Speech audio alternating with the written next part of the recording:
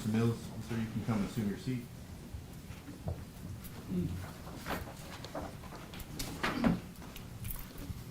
Mills, you're still under oath.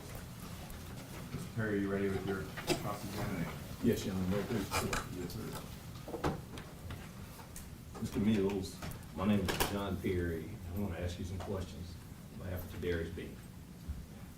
Tyre Bean was in your car on the night of January 7th, 2023, correct? Yes. And did you always drive as a two-man team? Sometimes. And that wasn't anything that was out of the norm, in other words, that evening, right? No. Right. And that night, you all had started out like any other night on Flicker Street. Is that where y'all were coming from? Yes. All right. And do you remember what time you met for a roll call that evening? I don't remember time should start. Okay. If I said 6 o'clock, would that be out of the norm? No. Okay. And do you remember what you did after you left roll call? No. Do you remember talking with Emmett Martin regarding any sort of plans to detain anybody that evening? No. Did you have any discussions with any members of your team regarding any sort of plans to do anything to punish anybody during that evening? No. Were there any conversations regarding the fact that you wanted to take somebody hostage or take somebody privileged to be free away from them that evening? No. So you drove in the car that evening with Mr. Bean. While you all were driving from Flicker to the Kirby Meadows area is where I think you all stopped the car eventually. Yes. All right, but prior to then, do you remember if y'all got coffee or anything like that? I can't remember. All right, and it's been 2 years ago, so, or more than 2 years ago now, right? Close to 2 years ago, Close to. at least 2 years ago. And you don't remember some of the details, but do you remember whether or not when you had the other person in custody, there was any sort of incident similar to what would go on during the 8:30 hour that evening? Were you having an incident with somebody that wouldn't put the hands behind their back? Not to my knowledge, I don't remember. Was there any problem? Did you deploy your baton that evening prior to coming into contact with the suspect that you would eventually come to know as Tyre Nichols? No. Did you have any plans to necessarily deploy your baton and hit anybody prior to 8:30 when you were in contact with Mr. Tyre Nichols? No. But you had your baton with you, right? Yes. Was that a part of your normal equipment that you would have with you when you were out in the field? Yes.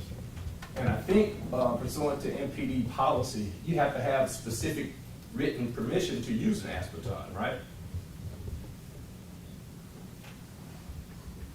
No. Not immediately prior to, but I think you have to have, and we'll go through some of the policy, but if you don't remember it, that's fine. You were certified to carry your baton though, right? Yes. Were you post-certified as an officer that evening? Yes. And to your knowledge, was Mr. Bean a proper officer to be in your vehicle during that evening? Yes. And prior to that evening, you said that this was not the first time you'd been on a two-man team with Mr. Bean? No, it's not the first. All right. And I think previously when we had a conversation at a trial, you indicated that you never had any issues with Mr. Bean riding in your vehicle, right? Correct. And you said Mr. Bean you knew to be just a proper officer, right? Yes. Never had any concerns in your different statements, ISB, with your statements with what we call 302s, your statements with the FBI, statements with the Department of Justice, never had an issue with Tadarius Bean, right? Right. Right. Now, you, on that particular evening, it wasn't a day like today. In other words, was it a little bit colder or a little bit warmer? Now, we're not talking about in this room. I know I'm a little bit warm in this room, but was it a little bit colder January 7th, 2023? Yes. Well, if I say it was about 45 degrees at 6:30, is that about right? I don't know the weather. Had it been raining any, to your knowledge, during that evening? I can't recall. Do you recall any conditions at all during that evening that you could tell us about? Cold. It was cold. A little bit different than it was during April of 2025, right? Right. All right. And during that particular evening, it was, you said that you were at a location, you weren't specific about where that location was. Mr. Hagerman asked you, was it in East Memphis? Do you remember now that it would have been close to Kirby Parkway, that area? Does that ring a bell to you?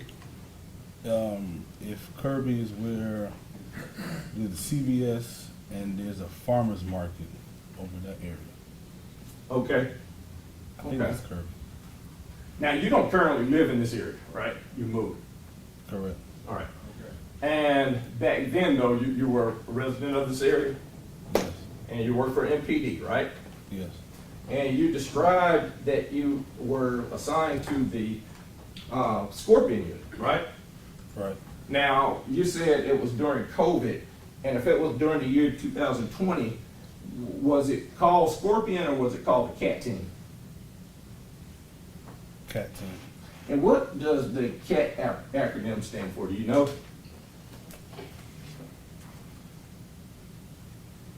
I think it was criminal apprehension team. Criminal apprehension team.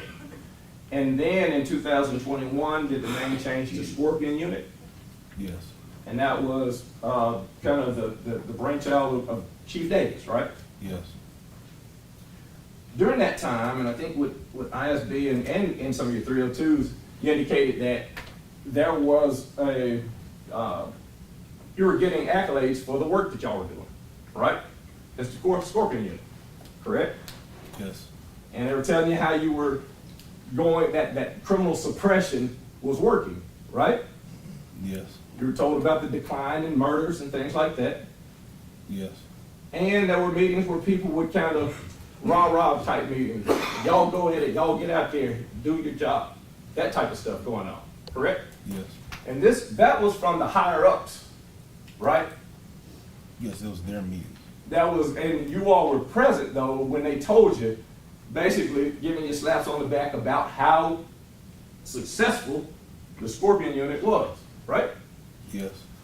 And when you were part of that during that particular time, prior to January 7th, 2023, did you have any problems with the fact that there was success? Did I have problems? Or who? I'm going to ask you about your problems in a second. Let me ask you this way. Had you met with Forrest Christian prior to that? In 2023? Yes. No. Who was Forrest Christian? Federal prosecutor from DLJ. All right. Now, between January 7th and 2023, in September, you met with DLJ a number of times, right? Yes. Now, that would not have been immediately after this January 7th, 2023, 8:30 incident, though, correct? Let me ask it a better way. January 7, 2023, incident happens. After the incident, you said previously that you and Tadarius Bean went to St. Francis Hospital, right? Right. You had a suspect in custody at St. Francis Hospital, right? Right. And you stayed there until you were relieved from St. Francis Hospital that evening, correct? In the morning, early morning. Right, early morning hours, 1 or 2 o'clock, I think was your prior testimony, correct? Correct. You remember what officer relieved you that evening? That early morning, rather. I want to say Matthew. Okay. And was that a member of your team also? Yes. And your team is, the Scorpion unit is broken into 3 different teams, Yes. and you were part of team 1, right? Yes. And I know you put some of this out of your memory. You don't remember your call number, correct? Yeah, I don't remember. All right, but and I'm gonna ask you to go back in some of this to replay, just so you can give a picture to the jury about what was going on. After that evening, when you got back, or in early morning hours, were you asking any questions from anyone? Yes. Who asked you questions? TBI was there. The security squad, that's internal affairs, they were there in the office.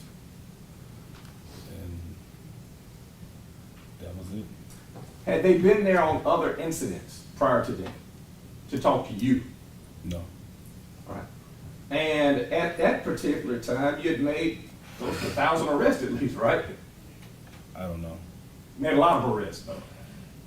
Yes. And you said repeatedly, ISB, DOJ, FBI, TBI, that this was the most difficult arrest that you had ever had.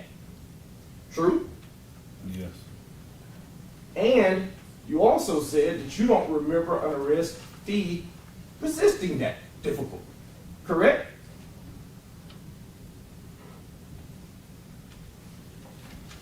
Not that way. I said it. A few minutes ago, you were talking about you sprayed twice, right? I sprayed 3 times. Right, I'm saying, but I'm talking about on the second time, when Mr. Hagerman asked you, when you said you sprayed once, then you sprayed twice, he said it wasn't working, correct? Yes. Now, when you say spray was not working, you mean it was not working on Mr. Nichols, he was not giving his hands, correct? Yes. And you've been sprayed before, right? Yes. You sprayed on that night, right? Yes. You were sprayed in the academy, correct? Yes. When you were sprayed, did it hurt? Yes. And in the concept of pain compliance on the use of force continuum, and we'll go to that in a moment, spray, in your mind, should work, right? Yes. But it was not working that night. Yes or no? Right. All right. So you then indicate that you get back, and you got different people there asking you questions, right?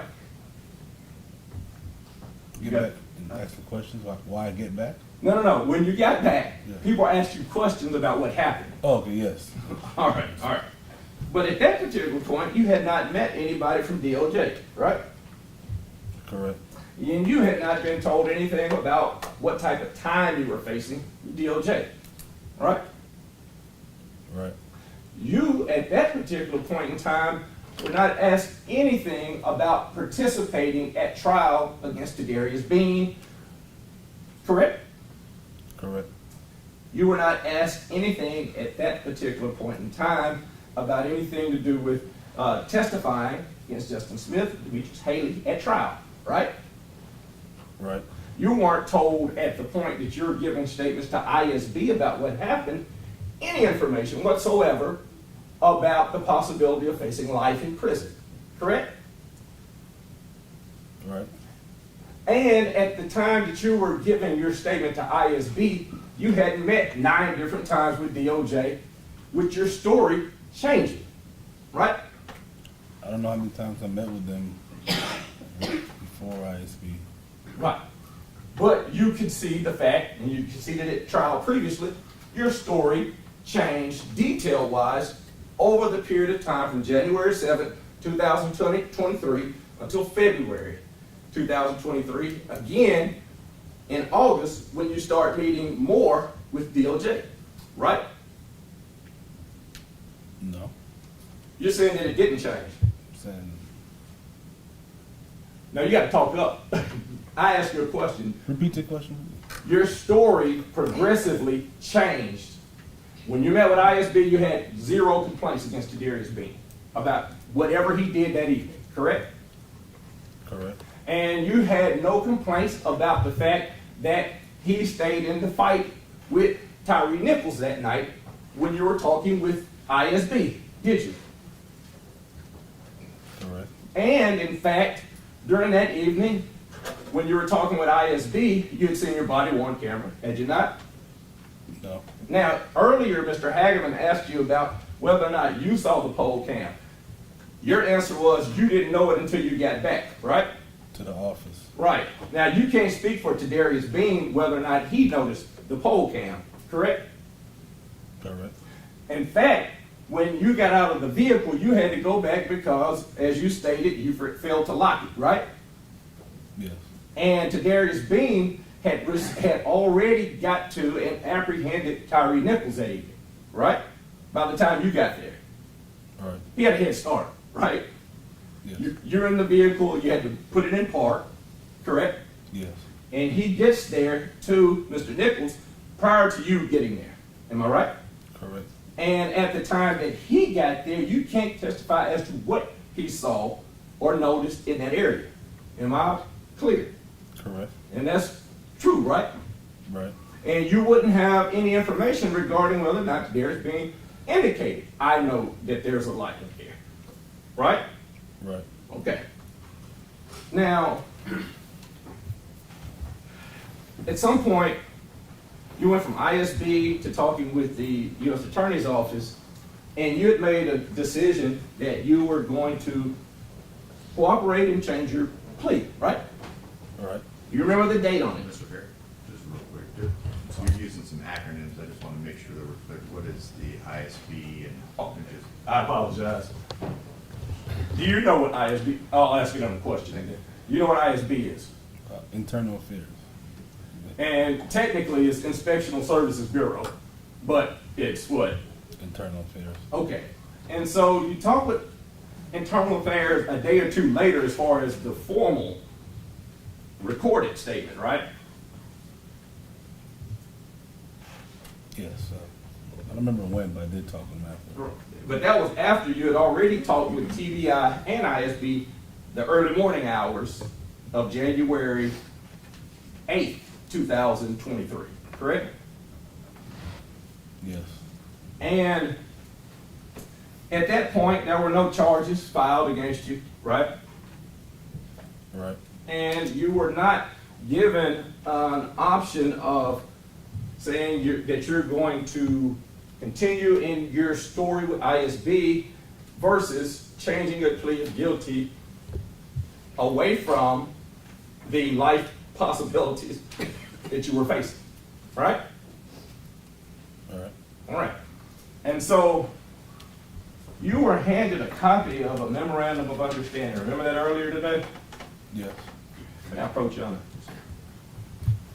You can just reference what exhibit it is. And that's Exhibit 4.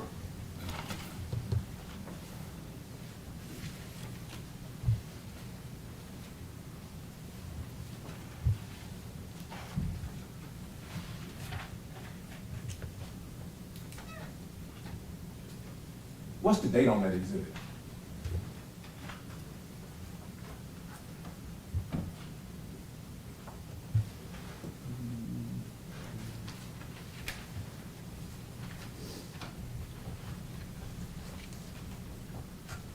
I don't see a date. And that exhibit is written by, or at least signed by yourself, right? All right. Your lawyer, correct? Correct. And by Mr. Hagerman, right? No, it says Morrow. Mulroy. So you know who Mr. Mulroy is? Yes. Who is he? District attorney. The district attorney, right? Yes. Big guy.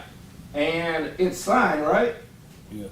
2 lawyers and yourself signed it, but it's undated, right? Right. Okay. Can you tell this jury when you decided to sign that?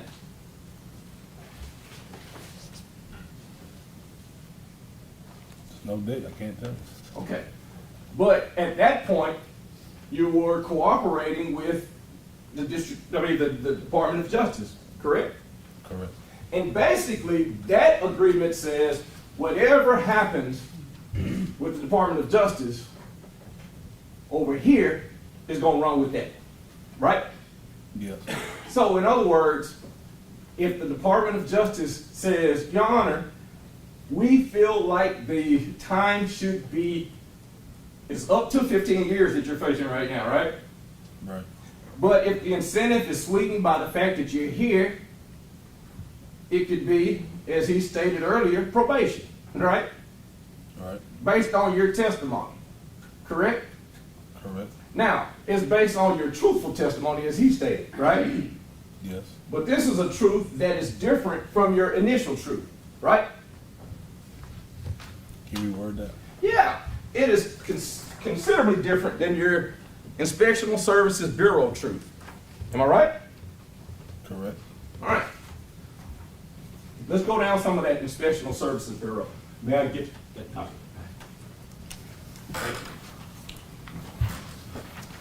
Before I get into that,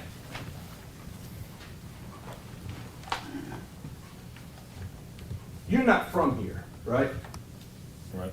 I just need to make sure you keep your voice loud so that the jury can hear your responses. Okay, yes, Your Honor.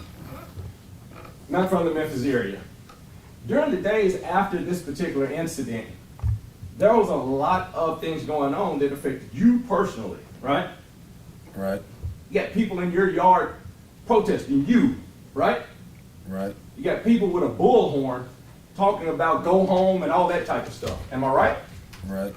And that is after you gave this ISB statement, correct? I believe so. Right. That is after your story changed, in other words. I don't think that happened when the charges came, I believe. Correct. And I might have asked it in a bad way. Your ISB statement is the night of, right? No. Okay, I thought you talked to them verbally when you got back from the hospital. I did, but there was no statement taken. Right. I'm not trying to there's no trap. That night would have been January 7th is the night of the incident. January 8th, because time changes over to the next day, midnight, you get back to Flickr around 2 or 3 in the morning, right? Right.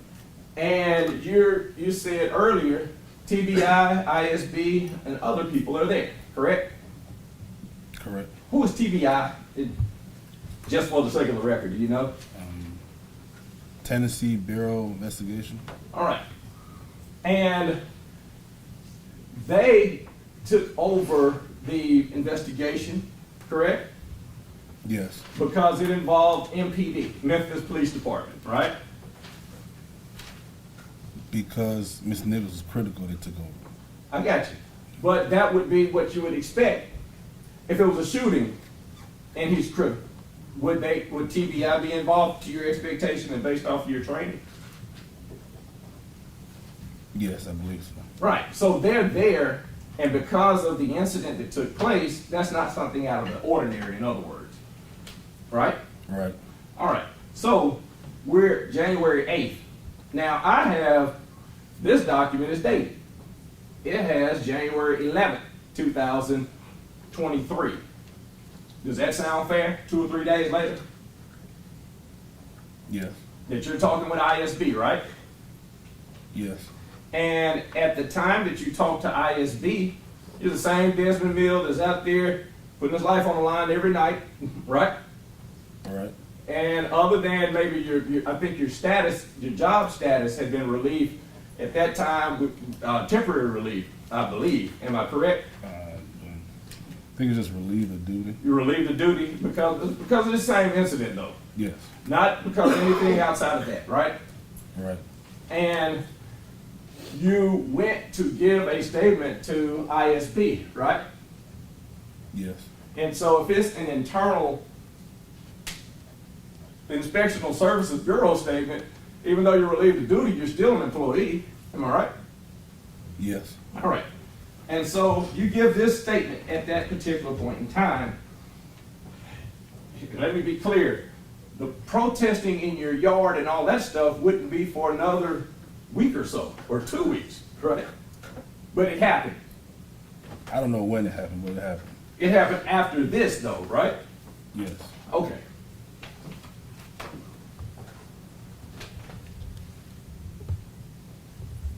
All right. You were asked certain questions, and I'm just going to ask you a few of the questions right now. But you said that you put on your body-worn camera, right? Yes. Now, when you had your body-worn camera on, is that a part of what you're supposed to do as an MPD officer? Yes. Under the regulations that you have, you normally would turn it on if you get involved in any sort of interaction with a criminal suspect. Is that true? Yes. Does it cut on automatically? If you're in a squad car with the light system, it will. Okay. When you get out of the squad car, if you're running after someone, does it cut on? No. All right. And in this particular incident, did you cut your body-worn camera on? Yes, I did. Did you take it off and throw it in the car or whatever, like you saw Mr. Martin do? I think it was the question. Did you take yours off and throw it down as you were trying to interact with Mr. Nichols? No. Now, you were shown video based off of 2 different body-worn cameras, yours and I believe Mr. Bean's, correct? Yes. And to your knowledge, first-hand knowledge, did it appear that Mr. Bean would have thrown his off at any point? No. Now, you saw that during the interaction with Mr. Nichols, it appeared to have been knocked off. Is that true? Yes. But that's somewhat different than a person taking it and tossing it, right? Yes. Okay. Now, at the time prior to you going to this incident, you said you had a person in the car, right? Yes.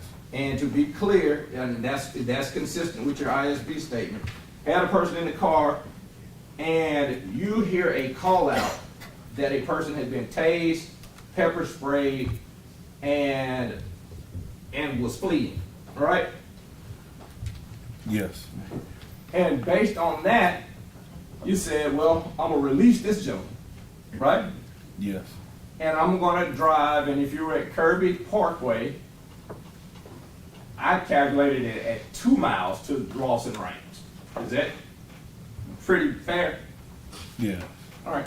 So you get there at Rawson Range, and when you arrive, you found out, or you start looking for for the suspect. Yes. Now, at that point, did you have any idea whatsoever about who that suspect was?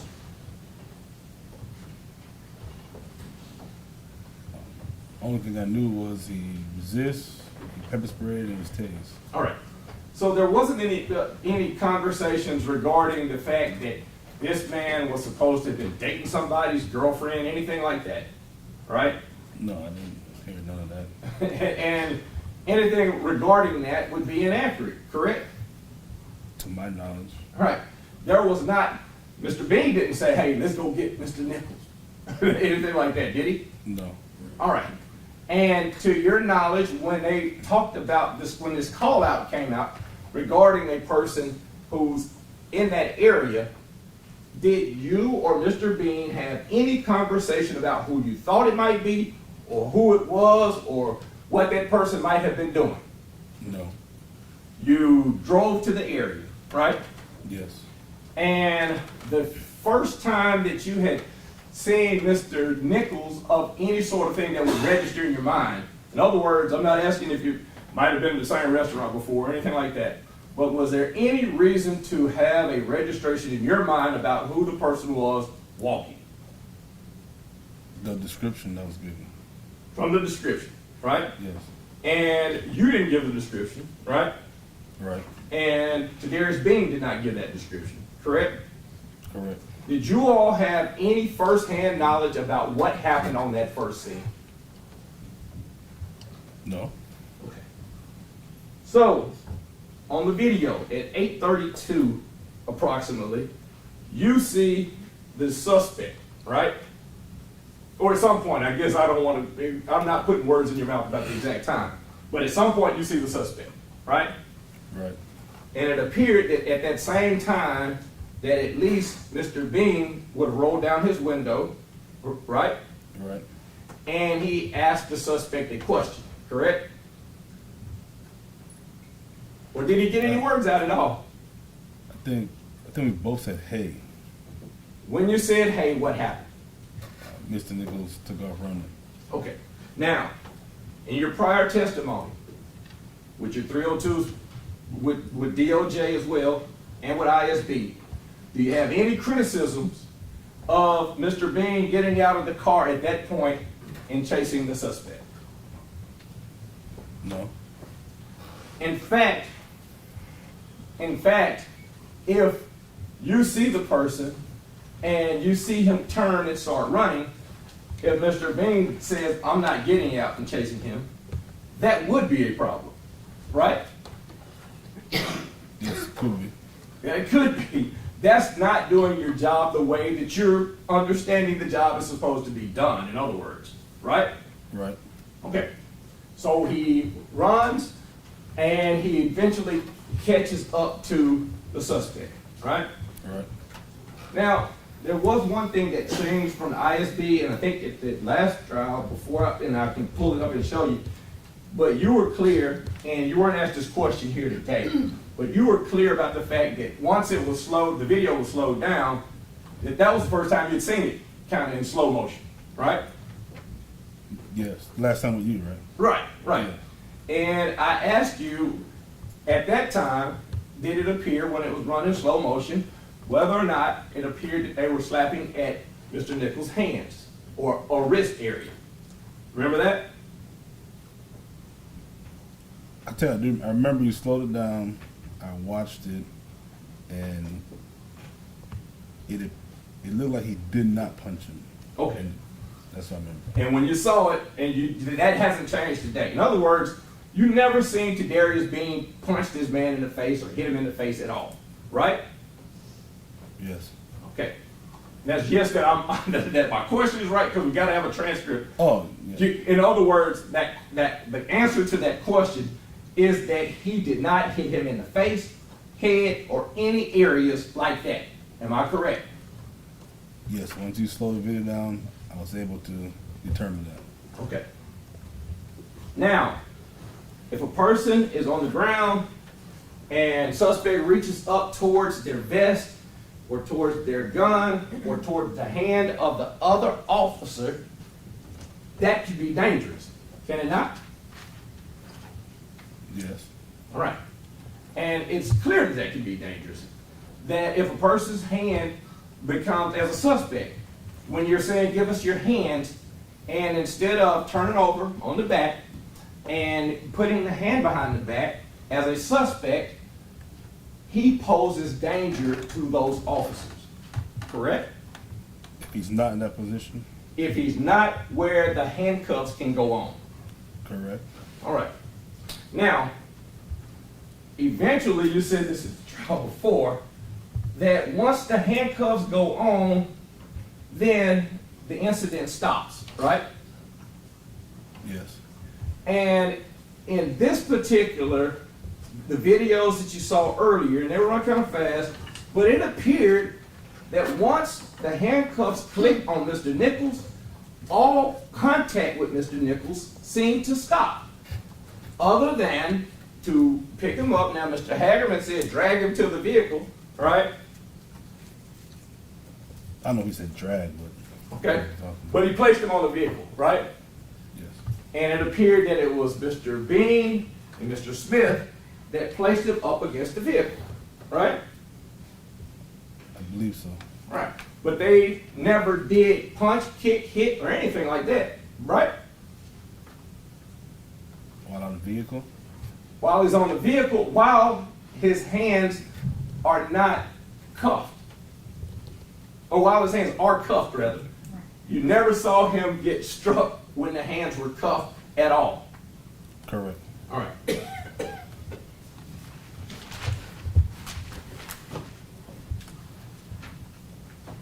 You talked previously about how something can look excessive, but it really just be ineffective, right? Was your spray effective? No. All right, so your spray was ineffective. You sprayed it 3 times, right? Yes. Okay.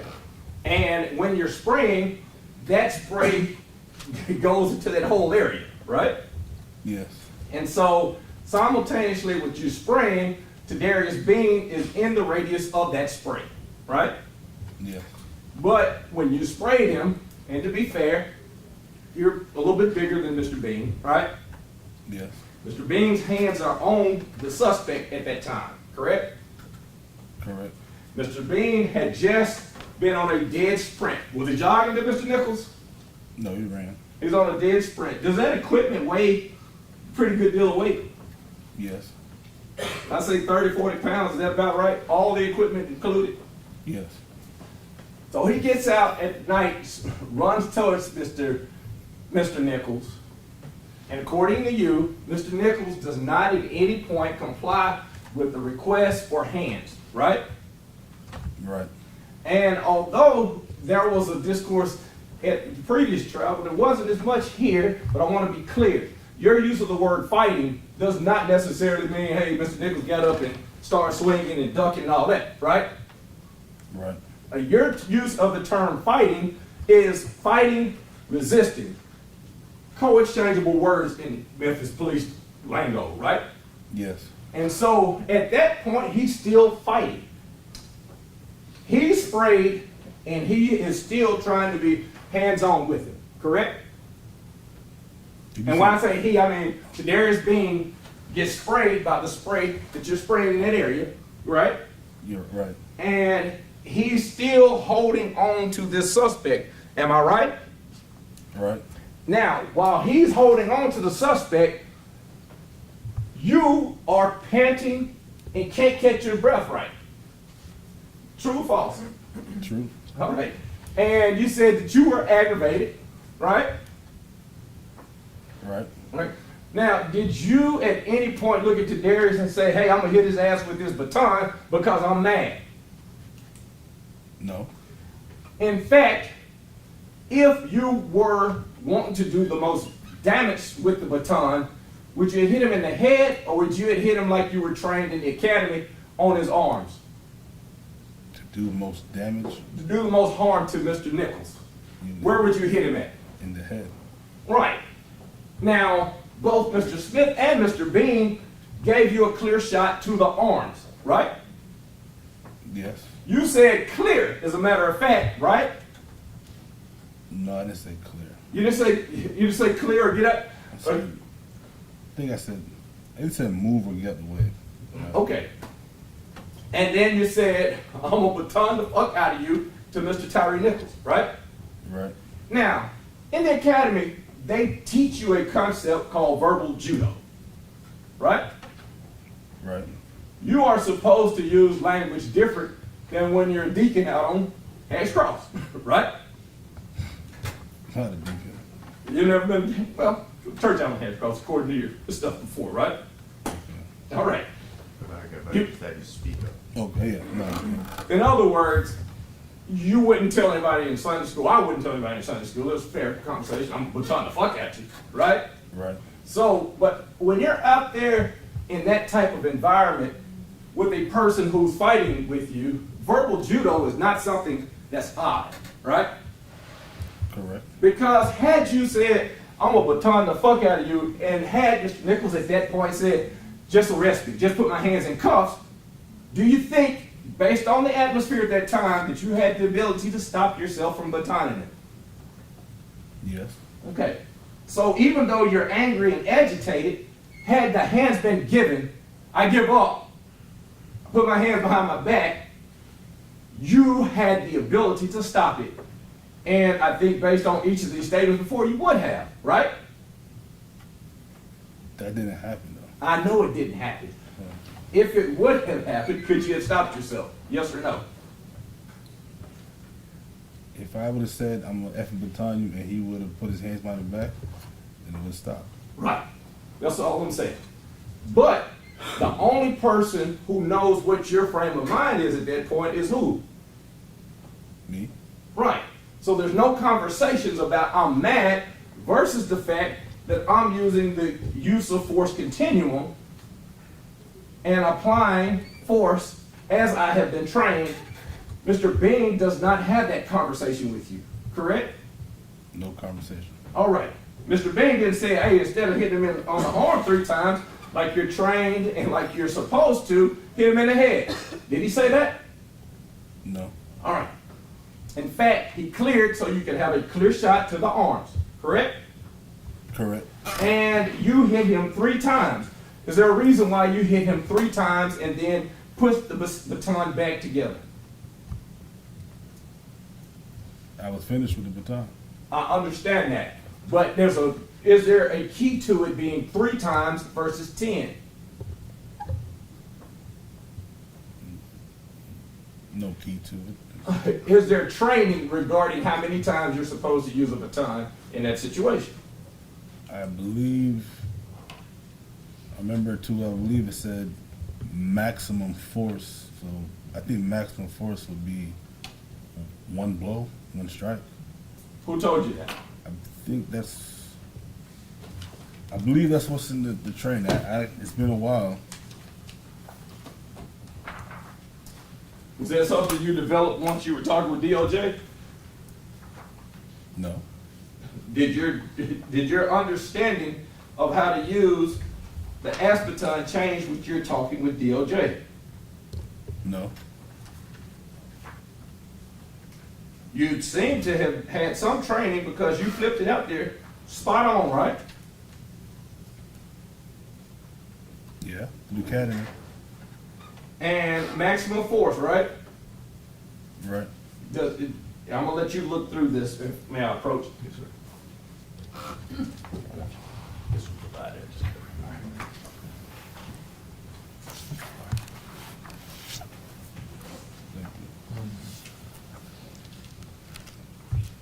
You know what that is? What you were just handed? It's the MPD ass baton policy. Had you ever seen that before? Yes. And in order to use the baton, are you supposed to be familiar with that policy? Yes. You want to look through that policy? You just look through it for a minute.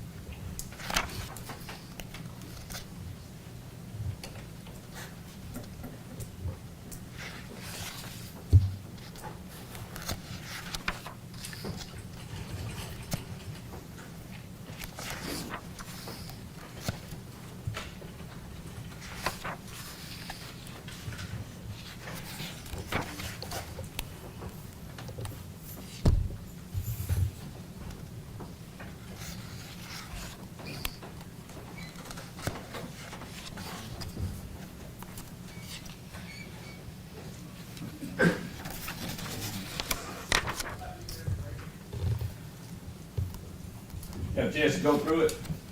Or not. The whole thing, with the whole thing? I mean, just looking through it, I Yeah, don't I just- wanna, in other words, ambush you some questions that you hadn't had a chance to look at. And it's only a 20-page policy.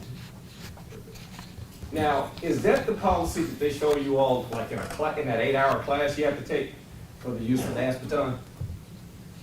Yes, And is it like on a projector and they talk to you about the policy? yes. Okay. And is it the suggestion or recommendation that you use it more than 3 times on a suspect? Doesn't give a, it was never said. No set time, right? Correct. So you administered 3 strikes, right? Yeah, And you administered 3 strikes under your understanding of that policy. Is there anything that I have changed about what I just handed you as a booklet? That's the reason I wanted you to look at it as well. See if there's anything that's in there that, hey, this is John Perry's handiwork or something. I wouldn't know without original copy, so. Okay, that's fair. Is that, I'll tell you, I'll give it back from you. Thanks. Are you familiar with the policy? This was handed to us through the discovery process. Does it look like anything different than what you've seen in the past? No, And it seems to be consistent, right? right? Does it suggest that you hit him upside the head with the aspartame? No, Why does it not say that you should hit this person upside the head with an aspartame? just saw it said that'll be deadly force. It talks about the fact that it's not intended to cause, to inflict intense temporary, it is intended rather to inflict intense temporary disabling pain, right?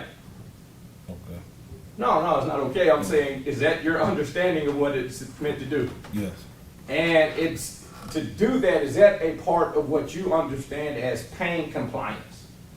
yes, And by pain compliance, are you just picking people off the street and saying, hey, I'm gonna use my aspartame on you? no, This is after you have created a presence, right? yes, On that particular evening, it was after you saw verbal commands, correct? correct, It was after you had deployed a chemical agent, correct? correct, Now, these steps are going relatively fast, right?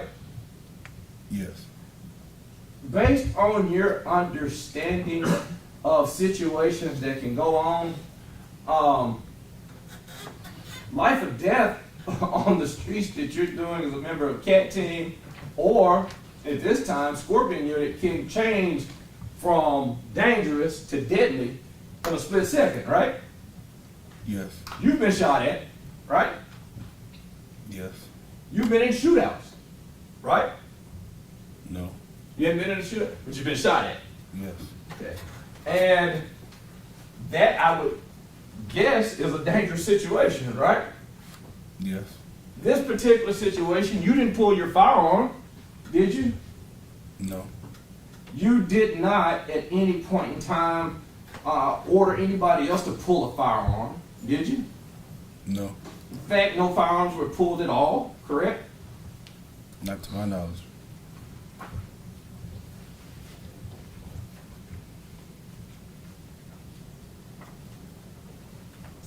It says maximum force eliminates the need for multiple strikes, decreases the need to escalate in force, and it shortens the time span of the confrontation. Can you tell me your understanding of that?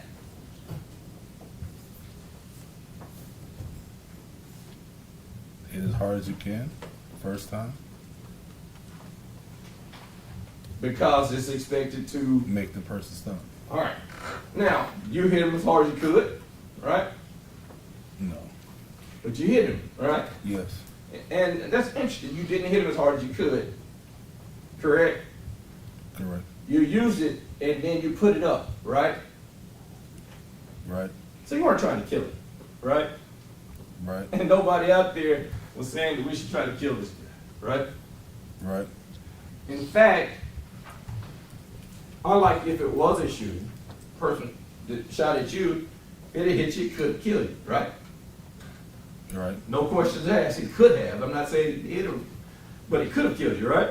right, So in other words, what you were using at that particular point in time was not deadly force, was it? Nope. Yes, speak up. No, no, it's not deadly All force. right, did you hit it the downward 45-degree angle? Did I hit him at a 45-degree angle? Right. Or do you mean that swing at a You 45? swing it at a 45. Yeah, I swing it how it's supposed to be swung. Right, how they train, right? Yes. And did you try to hit at one of the areas that is suggested that you strike at?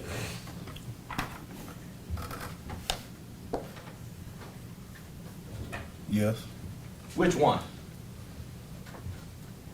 Between the radial nerve and the median nerve. Might be one person trained medically, but I'm not. Tell me where that is. It says the radial nerve is above wrist and median nerve is top of forearm. All right. So you hit, in other words, either from right here to right here, right? Yes, so the right arm. Okay. And that's the only place you hit. Yes. Didn't strike in the head, right? Did not. Didn't try to hit him in the groin area or something that was going to possibly injure him, in other words. Did not. All right. And so on that particular evening, you at that time, and I think it's been consistent, that there was not a plan to take something like robbing this guy or something like that, right? Right. There's no plan to in any way take away his freedom from him to try to call out for ransom or something else, correct? Or to take him from one location to another for some illegal reason. Am I right? Right. And you were acting under color of law because you were a sworn officer, and to your knowledge, Mr. Bean was a sworn officer as well, right? Right. And to your understanding, a call out that the person had been tased, pepper sprayed is indicative that they have committed some sort of felonious act, right? Right. Now, at the time you changed your plea, you didn't have any knowledge about what was in his car, right? Right. This was before you decided to cooperate and all that stuff, well before you would have known anything about anything subsequently found in that deal, right? Yeah, I didn't know nothing. Right. And you didn't know anything about either substances or anything that didn't belong to him in that deal, did you? No, I did not. But you changed your plea sometime after your Inspectional Services Bureau and before the grand jury. In other words, when the federal grand jury came, you had already agreed to cooperate, right? I don't remember when does that change happen. Okay. But you've been meeting and giving 302s along the way. 302s being when you meet with somebody from the Department of Justice or FBI, etc. Right? Right. Okay. Mr. Hagerman asked you yesterday about how long you met with him, and he said, I think about 2 hours total, right? Yesterday. Man, it's hot in here, and I'm getting older, and so forgive me. He asked you this morning, how long did you meet with him? And you said about 2 hours, right? No. How long? I said maybe an hour. Maybe an hour total, right? Yes. In preparation for this. Correct. Now that's in stark contrast with how long and how many times you met with DOJ, right? You gotta speak up. I guess so. No, you can't guess it. Well, yes. All right. You met with DOJ so many times that at the trial in the fall, you didn't even remember how many times you met with them. Remember that? I don't know, but a lot. That was your answer. Do you Yes. remember that? Yes. And you met with them, and your truth kept changing somewhat. The details kept changing. When you met with ISB, when you talked with ISB,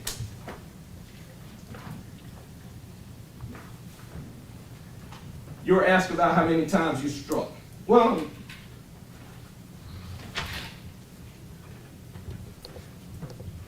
this is back in January 11. Remember being asked, And how do you know it was ineffective? And I imagine talking about the spray. I'll go back to question. So did you notice if the chemical agent took any effect on Mr. Nichols? You remember what your answer was? No, I don't have it in front of me. Okay. If I say it was ineffective, is that what you told ISB back then? You can look at it. Page 5 out of 21.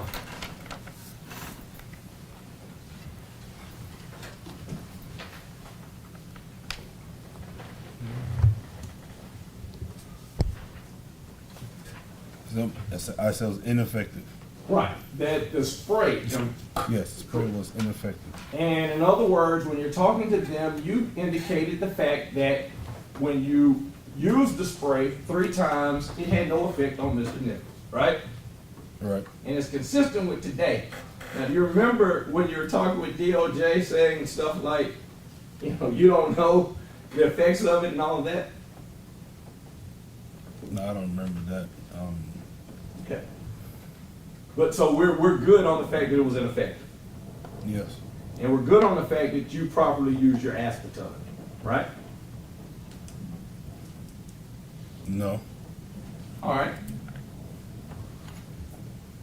What's a continuing cooperation agreement? Do you know? No. Do you know whether or not you would get credit for speaking over here when you go for your sentencing hearing across the street in a few months? Possibly, maybe. Possibly, maybe. In other words, you expect it, right? Yes. All right. So, back to the question, when you say, I today think that I didn't properly use my aspartame, it changed somewhat from when you were talking to ISB back on January 11th, 2023. Because then you were definitively positive that you properly used your aspartame. When you asked me last time, I told you, because you asked me why it wasn't properly used, it's because Ms. Nichols wasn't actively resisting. I wouldn't have asked you why. I would have told you why in my question. Because I would have had the ability to look at what your answer was right there. You indicated a why. You said because what you just said then. Say it again. Because he wasn't actively resisting. Right. In your statement, you actually used the term prior to anybody defining it for you as active resistance. When you were talking with ISB, you said he was actively resisting, right? That's right, and I told you that the statement was invalid. No, I understand that. At that point, when you were giving that statement, you weren't sitting up in a room full of 3 FBI agents, Forrest Christian at the end of the table telling you how stupid you were if you were going to not change that story. You didn't have people from the TBI at this end recording actually what was said, and you didn't have 3 other attorneys from the local AUSA office saying what would happen to you if you didn't cooperate as a witness against Tadarius Bean. You didn't have that at that time, right? When you're at ISB, you had a few people asking you questions about what He's happened. asked a question, Mr. Bean actually started to answer, and then he just went into another question loudly, not even giving Mr. Bean a chance. We can go ahead and allow him to answer the question. I will. Mr. Mills, I'm sorry, Mr. Mills. Mr. Mills, you changed your answer about active resistance after you initially said what active resistance was in your statement, right? Yes. Okay. Now, active resistance does not have to be punching, does it?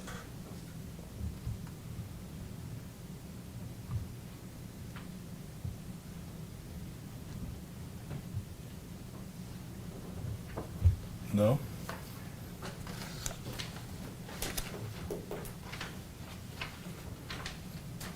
Does active resistance have to be kicking a person?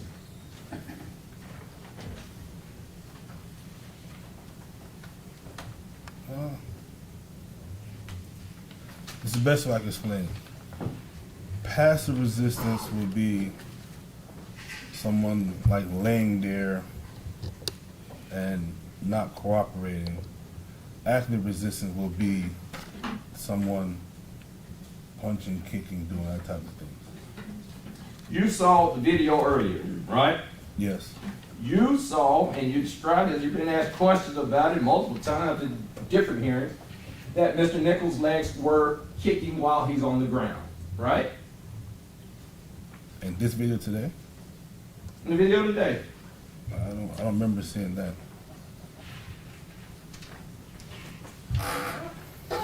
Your body worn video.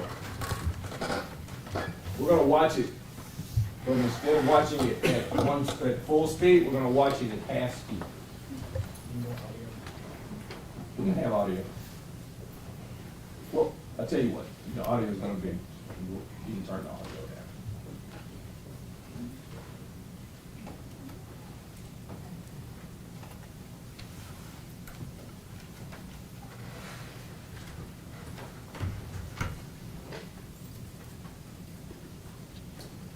Is that you driving?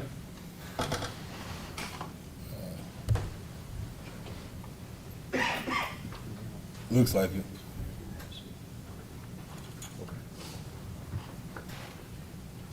And for the sake of the record, this is being played right now at half speed.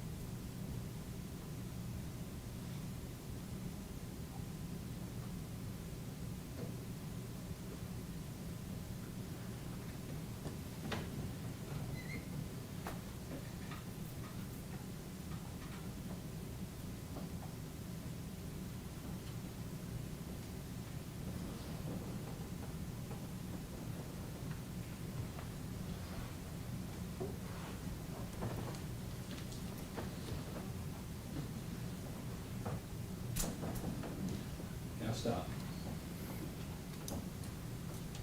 A few moments ago, I asked you about kicking. Did you see his legs kick, Ed? at time mark 20 and 33, flat on the dot. No, I didn't see Mr. Nichols try to kick officer.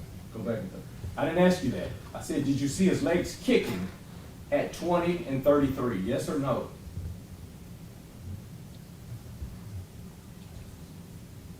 Right there? No, I didn't see him kicking.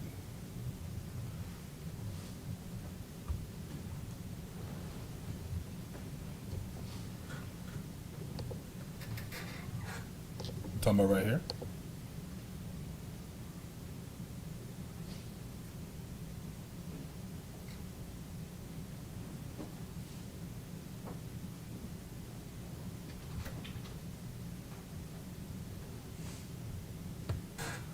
Right there, stop. Did you see his legs kicking at that time? Yes or no? At 20, 33, and 10 seconds. Yes. All right. He went up. We're gonna come back to the video, but you cut the lights on now. Now, when you talk to ISB, you never said, I saw Tyre Nichols kick an officer. And that was not my question. But you saw his legs kicking, which is different than passive resistance. Yes or no? Yes, that's different. Right. That's resistant. Passive resistance. If, as an officer, you're trying to get me to stand back on the scene, murder scene. Man, that's my brother, that's my brother. And you say, step back, sir, we're trying to process the scene. Step back, sir, I'm trying to process the scene. I'm standing right here. You do me like that. Is that active or is that passive? Passive. Right, and then you say, John Perry, I told you to get 10 steps back. And I say no, and at that point you say, and I say, hey man, active or passive? That's what to do next. After that. No, That's what I just did, active or passive? I'll be borderline active. And we ain't in a courtroom on that video, right? Yes or no? Say it one more time. I said right now, when I did that just then, use some judgment, right? You said that'd be more active, right? Yes. But right then, have I walked through a metal detector today? I don't know. Did you walk through a metal detector today? Yes. All right, and I came through the same metal detector that you did. So you know I'm patted down, right? We got a good faith belief I don't have a pistol or something, right? All right. Had you patted down Tyre Nichols at that point? No. And had you seen anybody else pat down Tyre Nichols at that point? No. So the fact that he's actively resisting right there is based on your judgment on a 45-degree outside night where it's wet outside and after you've sprinted 80 yards to get it. Correct?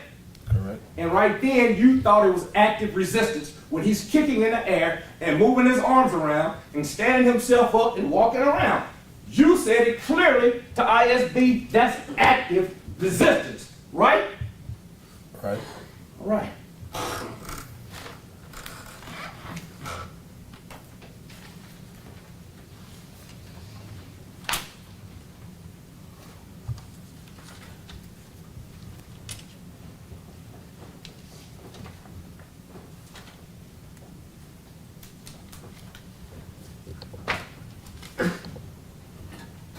You were asked questions about a duty to intervene earlier, right? Right. And when you were asked questions about duty to intervene, was the policy read to you so that you could answer it based on the policy in front of you? No. All right. And have you had a chance to look at the policy in your preparation for today? No. But previously you've had a chance to look at the policy, right? I can't recall. Now approach.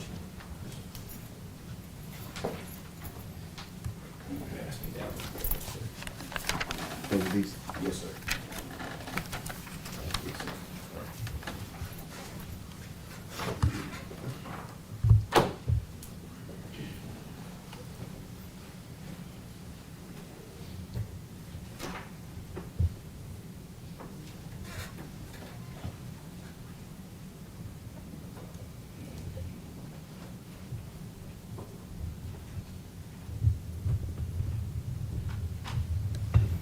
see it? Yes. And you see the word reasonable in that.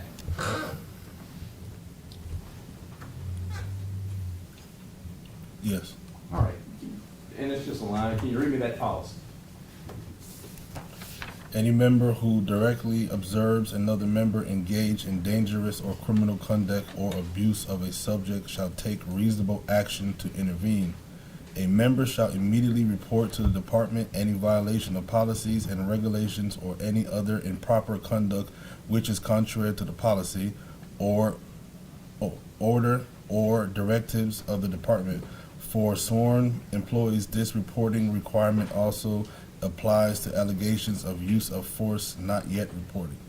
Okay. And your reading of that, it said that shall take reasonable action, right? Yes. And at that particular night, and you said eventually at the previous trial, if you got one handcuff on a person and one hand free, is that person still a danger? Yes. And if you're holding on to the free hand so that the person who's holding on to the cuffed hand cannot get punched in the face, so that he'll release the cuffed hand, that is a reasonable action to hold on to that hand, right? Yes. It's also reasonable if a person is holding on to that person to have an expectation that you're going to try to get this person down by most means that you can. You're trying to get this person, in other words, handcuffed, right? Yes. Because if you don't get that person handcuffed, is the attempt to arrest complete? No. Does the person continue to be a danger? Yes. And you said it before better than I can. It is difficult to put handcuffs on a person that does not want to be handcuffed, right? Yes. And it's, in addition to being difficult, it's even more difficult if you have run a distance of 80 yards, tackle this person, put him on the ground, and he's resisting you, right? Right. You seemed a little bit tired, right? Right. And you had the chance to take a few breaks, right? In other words, out of 3 minutes during that time that they're wrestling with this person and trying to get his hands in handcuffs and all of that, you were walking away trying to get your eyes together and your breath together, right? Right. And during that same period of time, Mr. Bean is still trying to put handcuffs on this person, right? Right. And the person is not giving his hands up to be handcuffed during that time frame, is he? Right. And so, takes us into a person that I haven't asked a lot about, Emmett Martin. Did anybody tell you that night that Emmett Martin is dangerous to be with on this team? No. Did you have a conversation with Emmett Martin about the fact that he felt homicidal? No. Did you have conversation telling you that Emmett Martin should not be on duty because he was having mental health issues? I only found out all that stuff from Glass Trial. Right. So, in other words, January 7, 2023, 6 o'clock, you meet at Flickr, right? Yes. Nobody briefs you on the fact that, hey man, one member on your team feels homicidal. Nobody looked you in the eye and said that, did they? No. Nobody had a sub-meeting, or in other words, 4 of y'all get together and say, hey guys, we got to look out because Emmett Martin's going to feel a little bit off tonight. Anybody say that? There was we did know he wasn't feeling himself, but we didn't know particular that it was any mental issues. Did you know he was going to pull Tyre Nichols over? No. Did you know that when he got to the scene and y'all were struggling with Tyre Nichols, that within a 12-second period he was going to hit him 3 times? No. And did you know the force for which he was going to hit the person while he's holding on to him? No. Would that have been something pretty good for him to have told y'all if you were going to struggle with him on a rainy, slippery street in the middle of January? Yes. That would have been some helpful information, right? Yes. Because while you're coughing and phlegming and spitting and getting your breathing together and your eyes burning, you could have told your co-officers, hey guys, watch out for what Emmett Martin might do while you're holding him, right? All right. And you never testified to the fact that you thought they were holding him so that he could get hit, right? No. Right. In other words, and I want to be clear on this point, you don't have anything to offer this jury about the fact that you think that these two men were trying to hold him up to get hit. Now, this requires speculation with regard to the mental state of these defendants. No, I mean, he can give his, if he knows, I'll allow him to answer the question. And with that, could Mr. Perry identify the two men he's talking about? If you can just rephrase the question. yes. To Darius Bean, Justin Smith. Y'all stand up.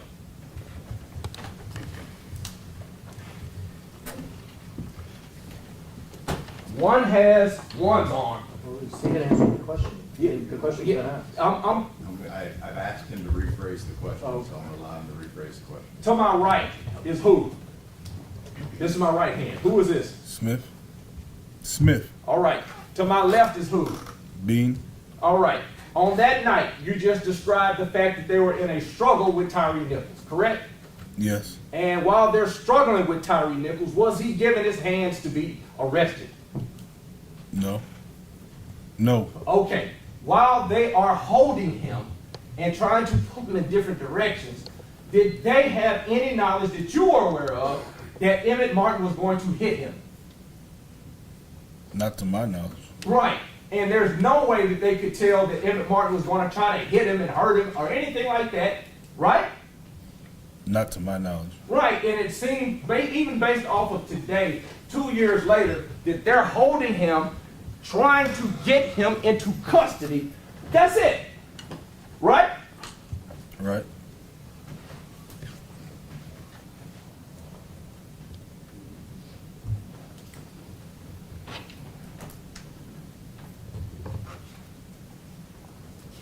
Matter of fact, today, you phrased it better than I could through a question. You asked Martin, how did we even get here, right? Yes. How did we get to the point of arresting this man, correct? Yes. You only knew about the call out, correct? Correct. So there could not have been a plan to try to kill him, right? Right. And there could not have been a plan to try to kidnap him, correct? Correct. There definitely was no plan to try to hurt him based on what you said. No plan to injure at all, right? Right. And there also, you've heard of officers robbing people, right? Yes. You've heard of officers doing stuff, taking money and escorting dope boys, correct? Yes. To your knowledge, was there any of that type of stuff going on? No. Nobody under a plan to use your job or your badge inappropriately whatsoever, right? Repeat that question. You were not a part of a plan and had no information that these men had any sort of a plan to misuse your badge, correct? Correct. Okay.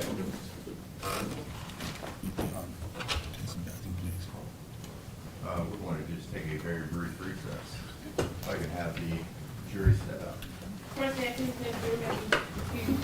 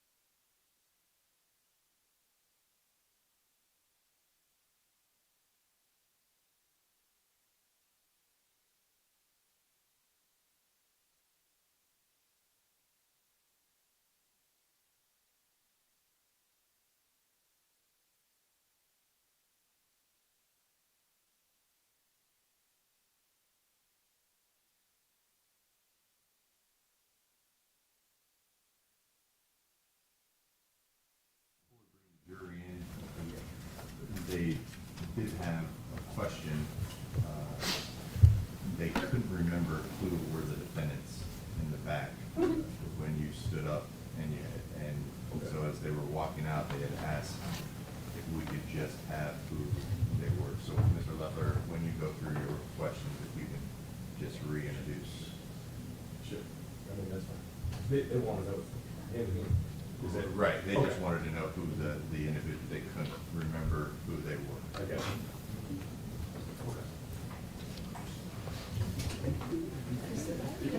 Well, he had finished his cross, and so I just, Yeah. I thought you were up next, so. Either way, you just say, can they accept, can they stand? Right, so if you just, we'll just do each of the defendants, just so they can. All three. All, we'll just do all three. All right.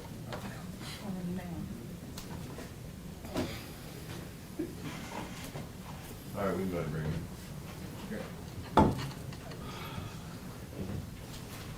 Jurors may enter in the courtroom, Your Honor.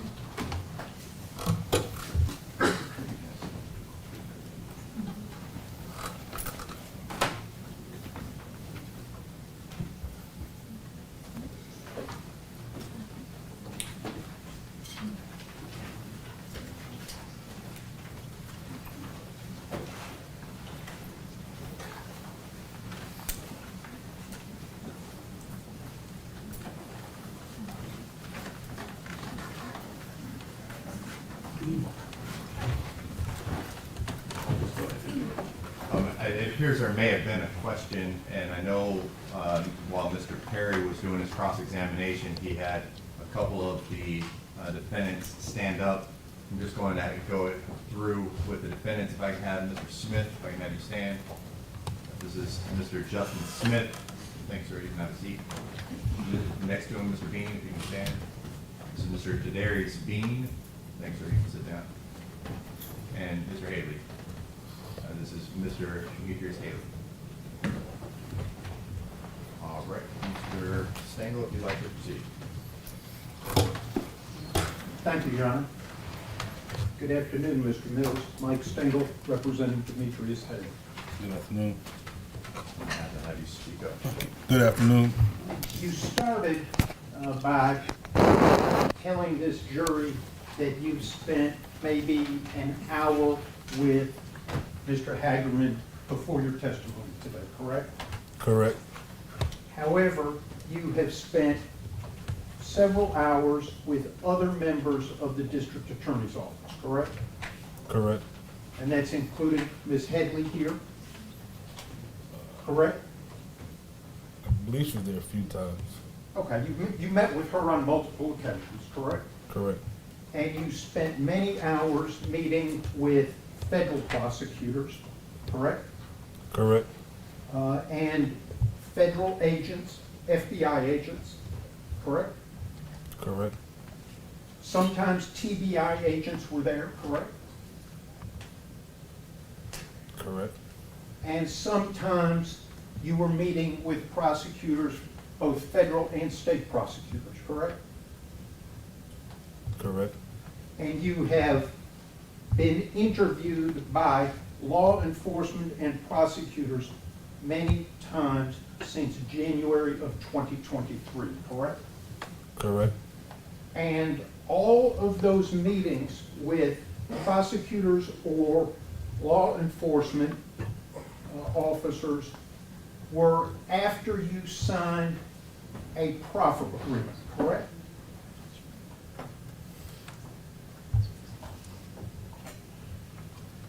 Let me ask it this way. Yeah. Prior to you being interviewed by any prosecutor or agent, you met with your lawyer, Mr. Ballin, correct? Correct. And you and Mr. Ballin signed written agreements before any interviews, correct? Correct. And the essence of those agreements was that they couldn't use what you told them against you if it was determined to be truthful, correct?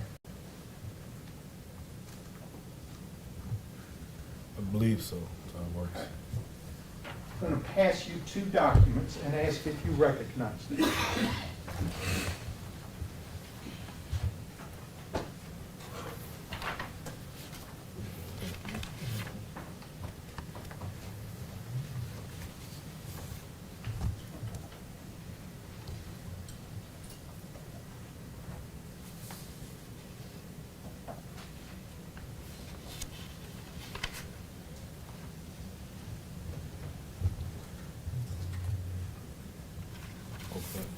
Do you recognize those two documents?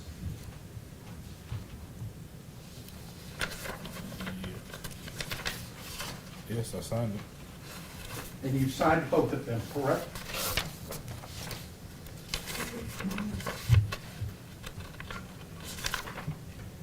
Yes. And you signed them on January 20th of 2023, correct? Yes. And that, it was after that that you had your first meeting with prosecutors and agents, correct? Yeah, I think this was the first meeting. Okay. You signed those at that first meeting, the beginning of that first meeting, correct? Yes. Okay. Your Honor, I'd ask that those be marked the next two numbered exhibits.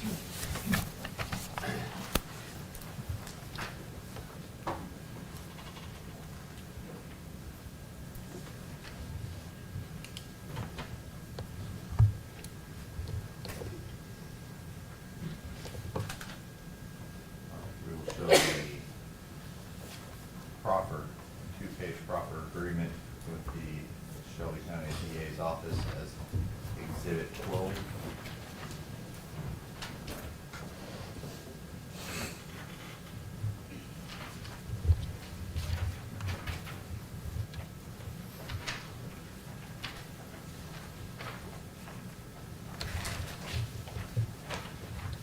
And we will show the three-page proffer agreement with the Department of Justice as Exhibit 13.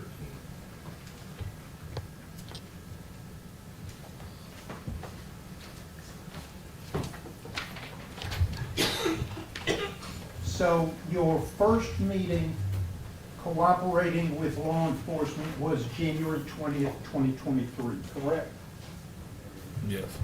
Which would have been not quite 2 weeks after your encounter with Tyre Nichols on January 7th of 2023, correct? Correct. And indeed, that occurred before you were charged with any crime in connection with your encounter with Mr. Nichols, correct? I don't remember the day the charges came. I don't. It was certainly before any federal, the state charges came several months before the federal charges, correct? Yes. And it was certainly before the federal charges, correct? Yes. You just don't recall whether you had been charged with murder, kidnapping, aggravated assault, oppression, and misconduct yet, correct? Correct. You were talking about EMTs and paramedics earlier today on direct. You recall that? Yes. What's the difference between an EMT and a paramedic? I have no idea. You were calling all of the fire department personnel that you saw at Castlegate and Bear Creek paramedics, correct? Yes. And do you know what a paramedic is? No. And were you using that as a generic term? Yes. Okay. Generic Memphis Fire Department medical personnel, correct? Correct.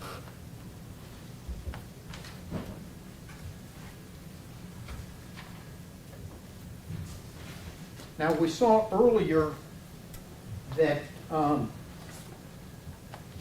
there was a picture of you and other Scorpion officers taken on January 8th at the office at Flickr, correct? Yes. There's been some discussion about Flickr. Is that the Scorpion unit headquarters in January of 2023? Yes. Okay. Who took those pictures? Security squad or TBI?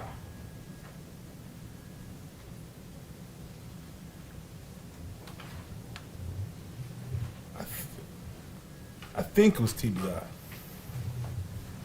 But there were several pictures of you taken that night, correct? Yes. Okay. I'm going to pass forward and ask you if you recognize those pictures, Mr. Mills.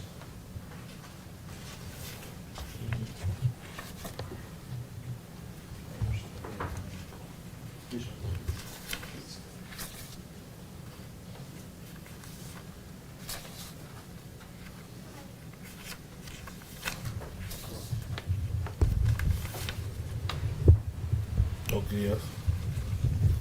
What are those pictures of? Me and my equipment I had on. And that's you and the equipment you had on when you encountered Mr. Nichols at Castlegate and Bear Creek, January 7th, 2023, correct? Yes. And those pictures were taken before your shift was over by TVI, correct? Correct. Ron, I asked that we mark the next number exhibit collectively.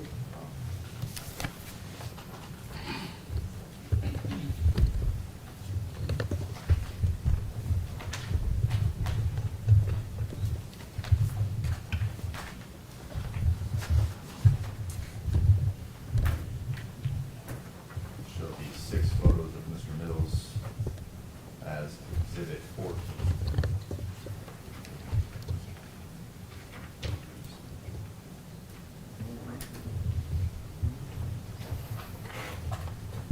Mr. Mills, when you were at the academy, part of your training was proper use of force, correct?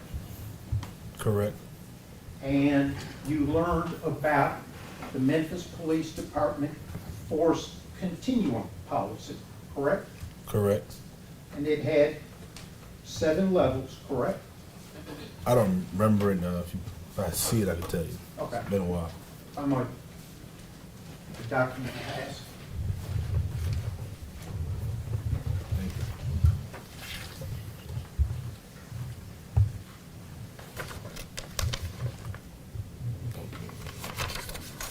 you. Okay, 7. Do you recognize those 2 pages as part of the Memphis Police Department policy and procedures that were in effect and governed your conduct and all police officers in January of 2023? Yes. Okay.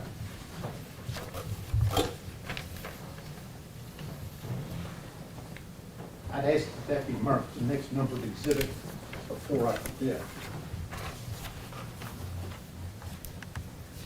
We'll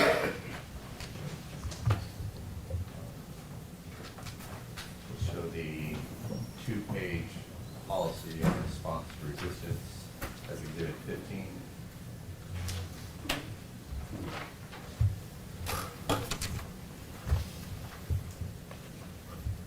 If you would tell this jury, starting from the lowest level to the highest level, what the police department's use of force continuum is. All right. Level 1, physical presence. Level 2, verbal warnings. Level 3, verbal commands. Level 4, chemical agents. Level 5, empty hands control, soft and hard. Level 6, impact weapons, less lethal weapons, MPD K9. And level 7, deadly force. Okay? Am I correct that an asp baton is an impact weapon?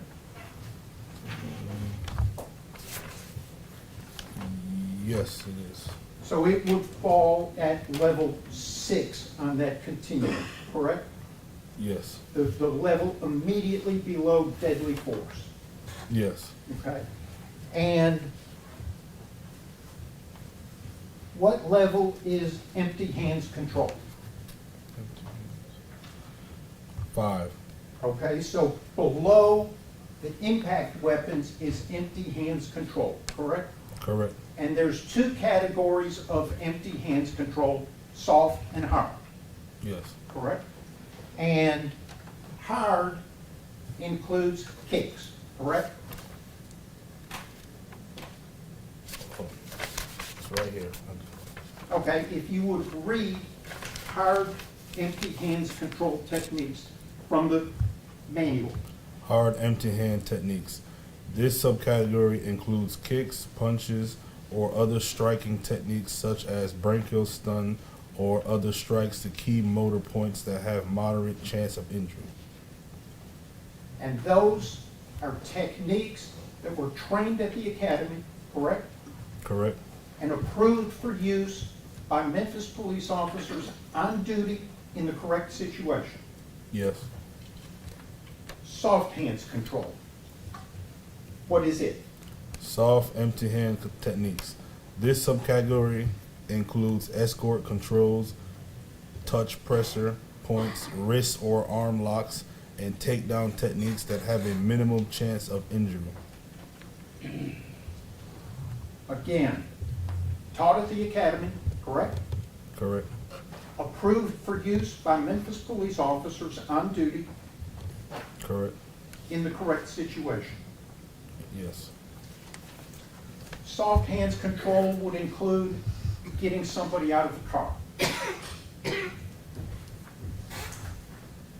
Yes.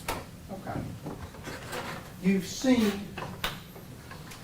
video of Tyre Nichols being removed from the car Yes. at Ross and Raines, correct? Correct. Now, you weren't there, correct? Correct. So your only knowledge of it is after January 7th, 2023, you've seen that video lots of times, correct? Correct. And that's soft hands control getting him out of the car, correct? Correct. And soft hands control, according to policy, includes taking him to the ground in the appropriate situation. Correct.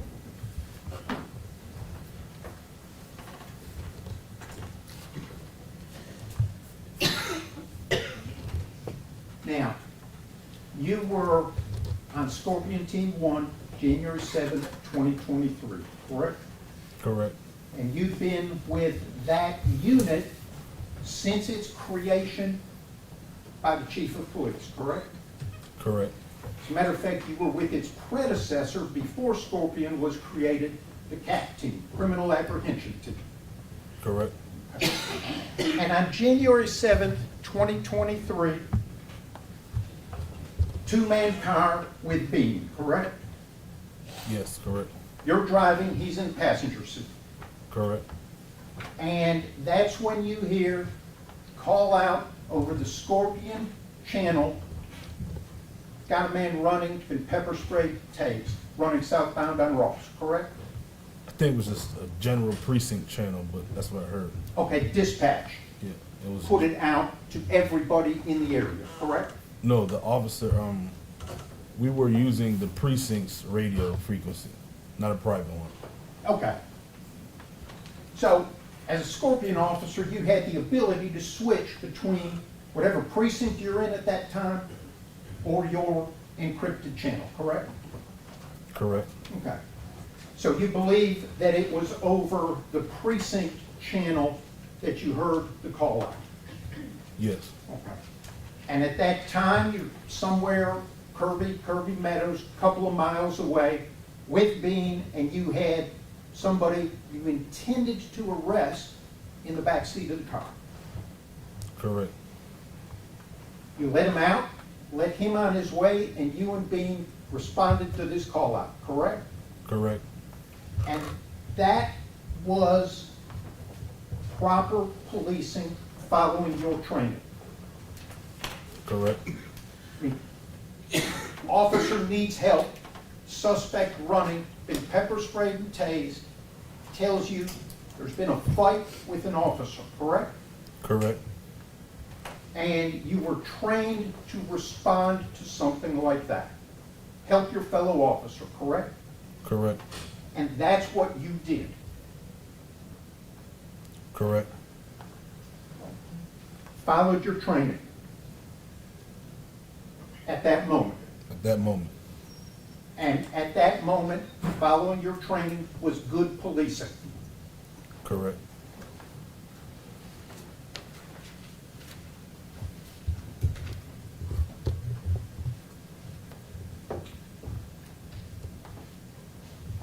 Within a few minutes, you're driving, you get to Ross Road, correct? Correct. And first you drive through the neighborhood a little bit. Yes. And it's some neighborhood off of Ross, correct?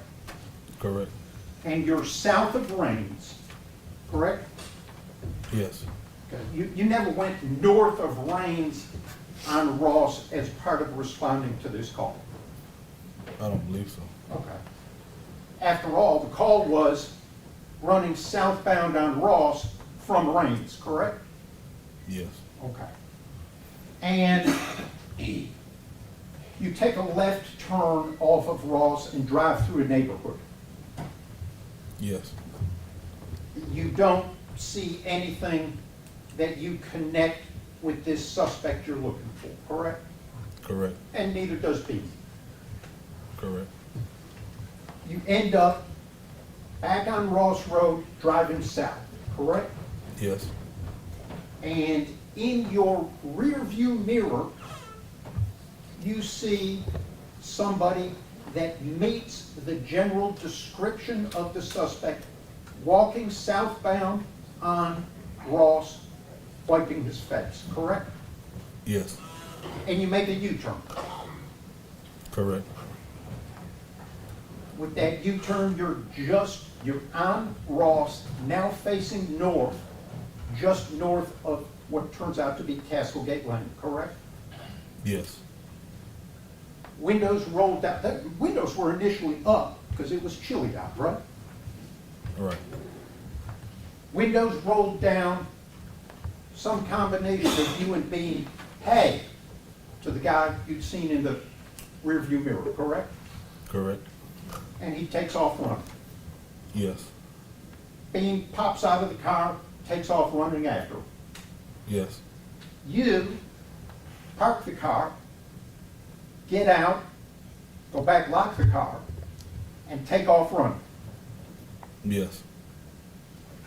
You end up going up Castlegate Lane, correct? Yes. You're not sure where you are. Somebody's out on the street in the yard, whether it's their yard or not, somebody's in the yard. What street is this? What street is this? You're asking them, correct? Yes. And you get on the radio, you learn it's Castlegate Lane, you get on the radio, you tell dispatch, we've got him, we're chasing him on foot, Ross and Castlegate. Correct? Correct.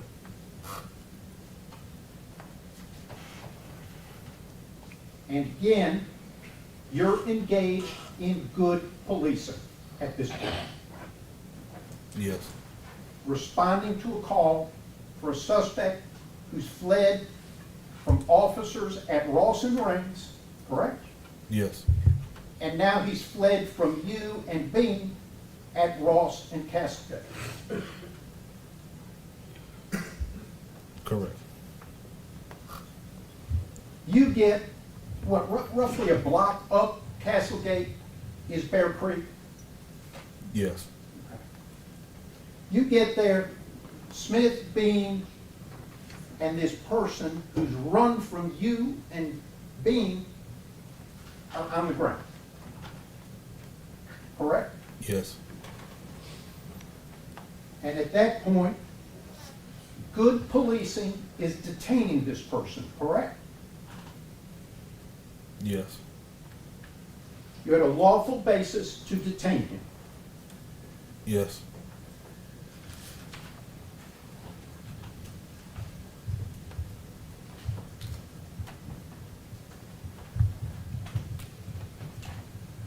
Right as you arrived, you sprayed. Very shortly after, you sprayed, correct? Yes. You sprayed twice, correct? 3 times. Well, the first 2 times you sprayed, you said the spray was ineffective, correct? Correct. And at about that time, Emmett Martin from Scorpion 1 arrives, correct? Correct. He arrived before you sprayed the 3rd time, correct? Correct. Because as a matter of fact, he was impacted somewhat when you sprayed yourself, correct? Yes. I learned that when I watched the video. Okay. So you didn't notice that when you were on the scene? No. Okay. 3rd time you sprayed, you got yourself, correct? Correct. And it was effective, wasn't it? Effective on me? Yeah. Yes.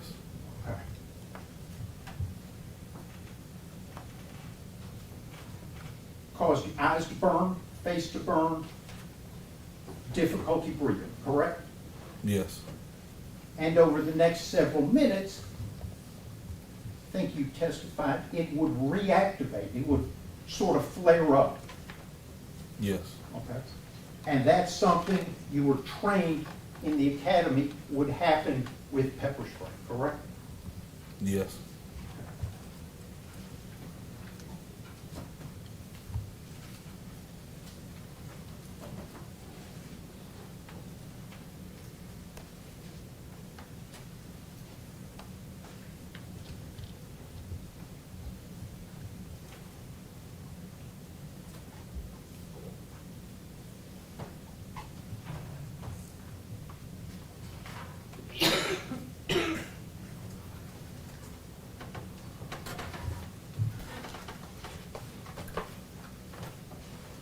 Smith and Bean were the first two officers to encounter Nichols at Castlegate and Bear Creek, correct? Yes. You were the third one. Yes. When you got there, you used pepper spray 3 times, correct? Yes. You used your asp baton on his arm, correct? Yes. Martin was the 4th officer there, correct? Yes. And twice, he kicked Mr. Nichols in the head when he got there, correct? Yes, I learned from the video. You learned that when you watched the video, correct? Yes. You were unaware of that at the time you were at Castlegate and Bear Creek, right? Correct. You couldn't intervene in his first 2 kicks, could you? No, Why not? I didn't know about it. So it's not reasonable to intervene if you don't know there's something to intervene about, correct? Correct. And it's not reasonable to expect intervention if you're not there, correct? Correct. Now, after your use of the asp baton,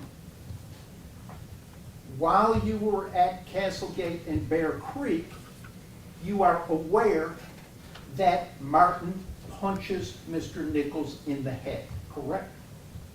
Correct. Some punches you heard and others you saw at the time, correct? Correct. And since then, you have seen the punches, all of the punches by Martin on video, correct? Yes. All of Martin's punches to Mr. Nichols' head occurred before Mr. Haley got to Castlegate and Bear Creek. Do you agree? Yes.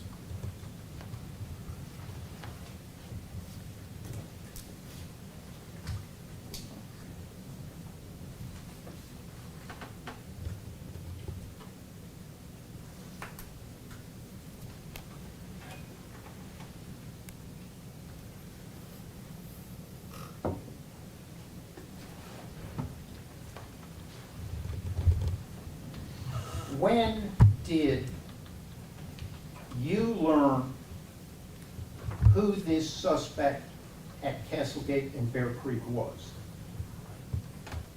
You mean his name? His name? When everything was over?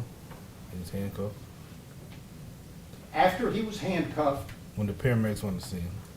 when the medical people, Memphis Fire Department is there, his wallet is gotten by law enforcement in the fire department, correct?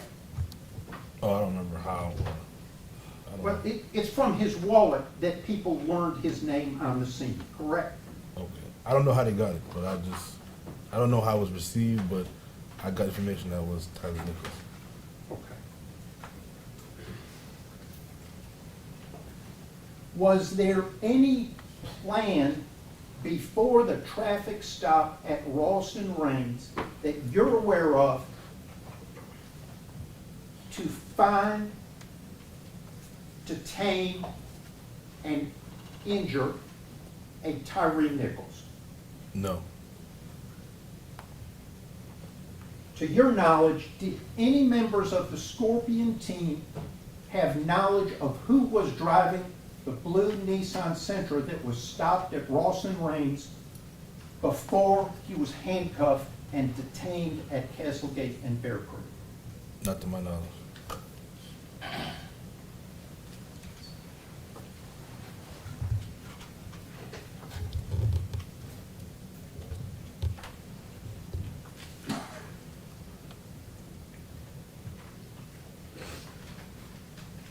At some point,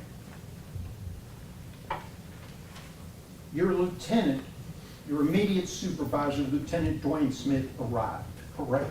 Yes. And you and Lieutenant Dwayne Smith walked from Castlegate and Bear Creek to Nichols's house, correct? Yes. Lieutenant Smith knocked on the door and spoke to the people who answered, correct? Yes. You stood back somewhat, but had your body-worn camera running, correct? Yes. And that was the purpose of you going with him, correct? Yes. Initially, the people who answered the door denied knowing who Tyre Nichols was, correct? Yes. And after being told he was under arrest, the man and woman identified themselves as his mother and father, correct?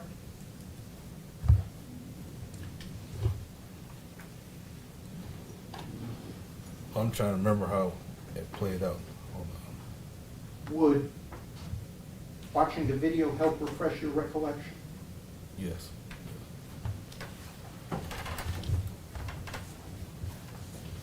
That's attorney's approved.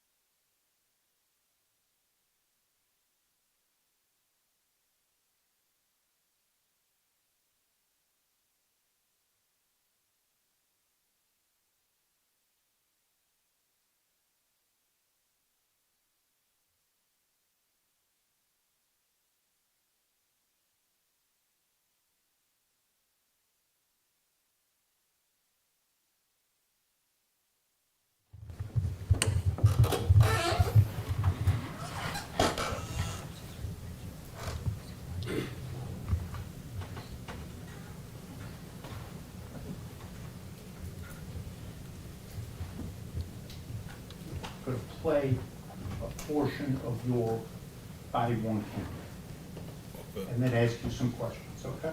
All right.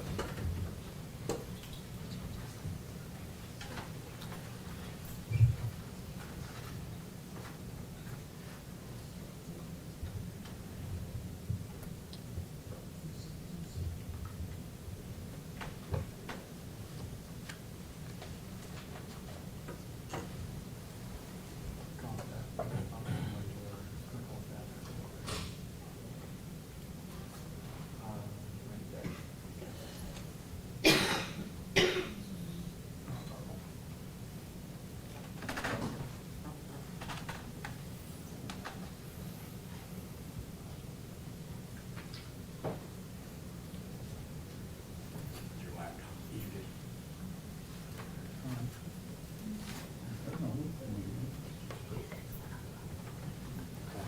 Thank you, Rebecca. I think we can get you help here.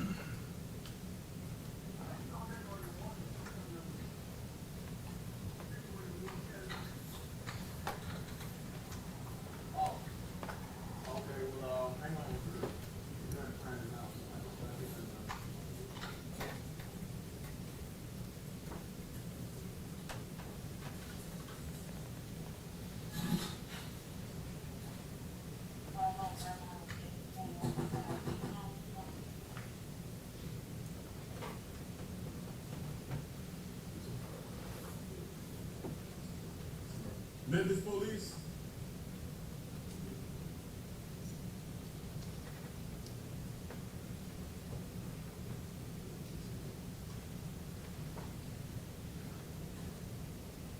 Hey, how you doing?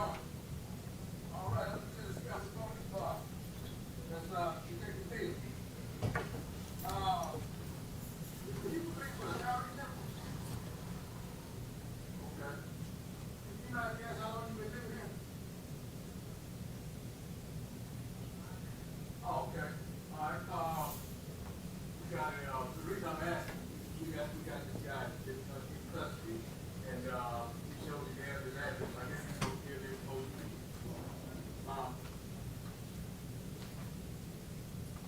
Oh. You doing? Oh, okay. I thought you said it.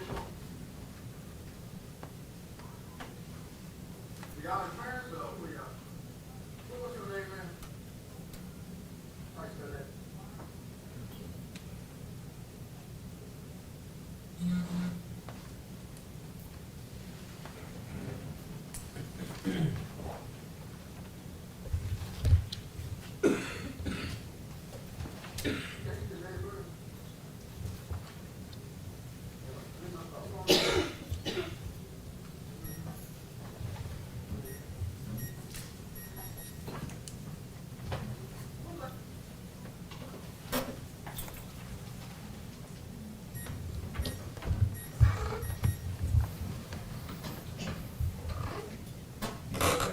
I'm gonna do a little revenge. Can I get a little revenge and have him do the timestamp?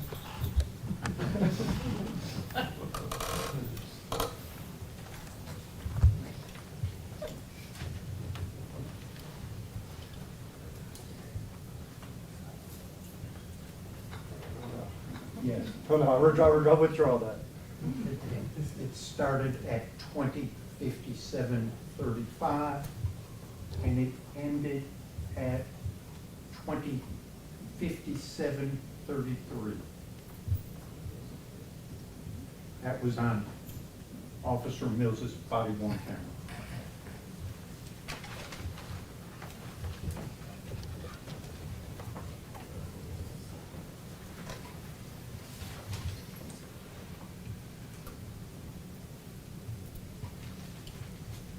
Now, on the evening of January 7th, 2023, after leaving the Wells's residence with your lieutenant, Lieutenant Dwayne Smith, you reported to him that you did everything by the book, correct? Yes. And when you made that statement, you were referring to your conduct and Memphis police officer Scorpion Team 1's conduct at Castlegate and Bear Creek, correct?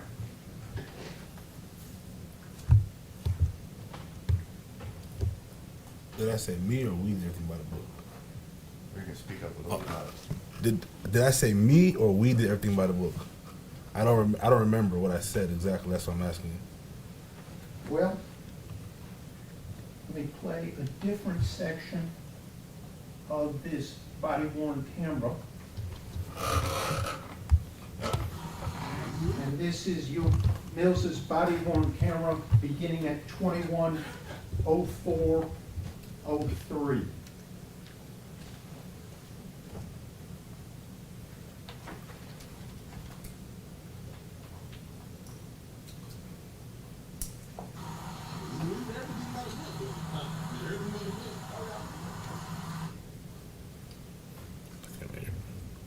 Was that your voice? No, that's my voice. Yes.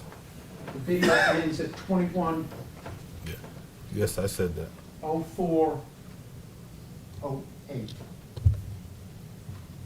So you said we did everything by the book, correct? Yes.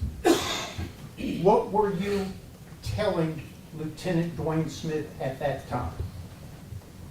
That everything was okay, but I knew it wasn't. Okay.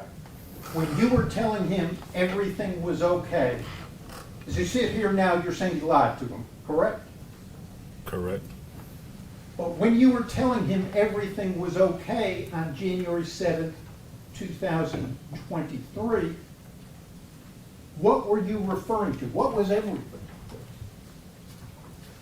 It was your conduct at Castlegate and Bear Creek in dealing with Tyre Nichols, correct? Correct.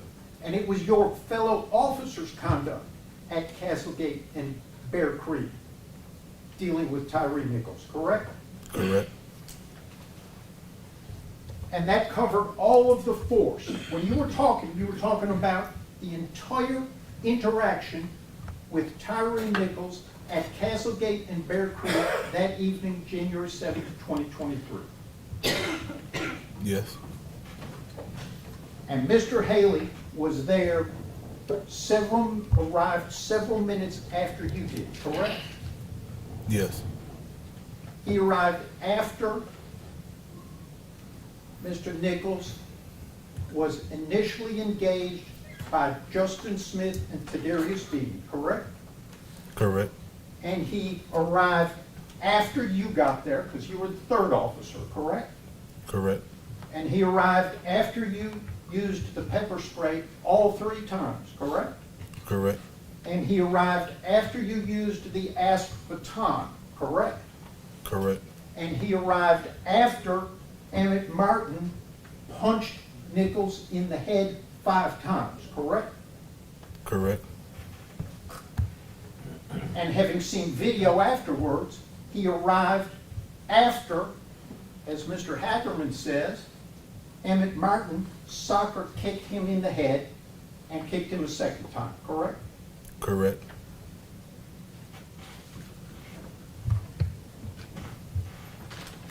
You did not see Demetrius Haley use any force on Tyre Nichols at the scene, correct? Correct.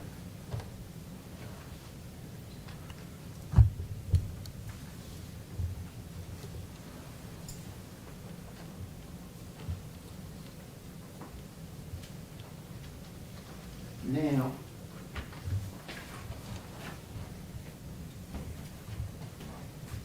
after these agreements with both state prosecutors and federal prosecutors to talk with them and cooperate, you met with them several times, correct? Correct. And over the next several months, from January of 2023, at first meeting, January 20th of 2023, until November 1st of 2023, you were charged here in state court in this case, correct? Yes.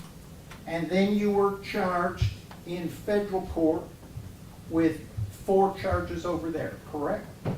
Yes. And as a result of all of these interviews pursuant to these agreements, to cooperate with law enforcement, federal and state, anytime they ask, meet with them and talk, correct? Correct. You did work out 2 plea agreements, one for the federal case and one for the state case, correct? Correct. And as a matter of fact, in federal court, you have formally entered a guilty plea, correct? Correct. I'm going to approach your Honor.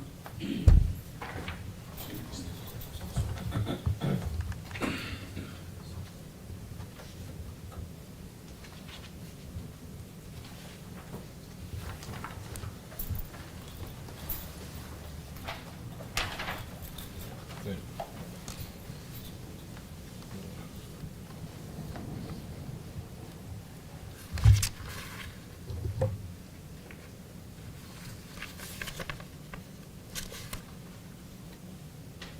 Okay.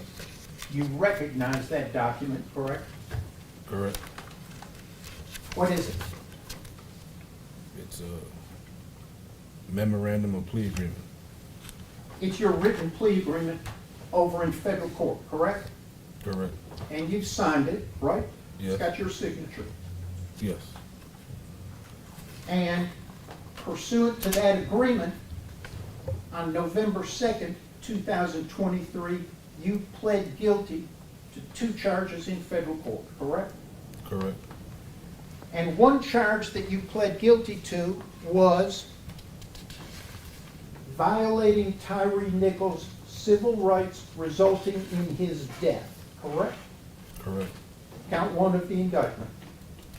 Correct. You pled guilty to that. And you also pled guilty to another count, essentially conspiracy to obstruct justice or cover it up, correct? Correct. Your Honor, I'd ask that that be marked as the next number exhibit. Any objection? No objection.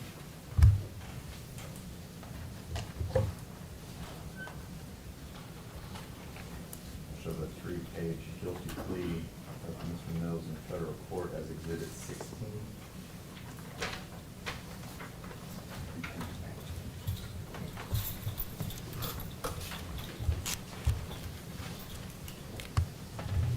And that agreement, let me see if you agree with these parts of that agreement. Number 1, you agree to continue to cooperate with prosecutors, correct? Yes. Both state prosecutors and federal prosecutors, correct? Yes. And you agree to testify if, against Demetrius Haley and anybody else, if you're asked to, both in federal court and in state court, correct? Yes. And you did testify in federal court, correct? Yes. Spent 3 days on the stand? Yes. And count 1, violating Tyre Nichols' civil rights resulting in his death, that you pled guilty to, carries up to life in prison, correct? Yes. And with that agreement, the federal government has said, agrees, that if they believe you told the truth, they will recommend a sentence of 15 years or less, correct? Correct. And you can ask for any sentence below 15 years. Correct. And as a matter of fact, they might recommend less than 15 years, correct? Correct. They haven't told you what they're going to recommend, have they? No. That's not going to be determined until after you testify in this case, correct? Whenever I go to sentencing hearing. Okay. No parole in the federal system, correct? Oh, I don't know. You weren't told whether there was parole when you pled guilty? Can't recall.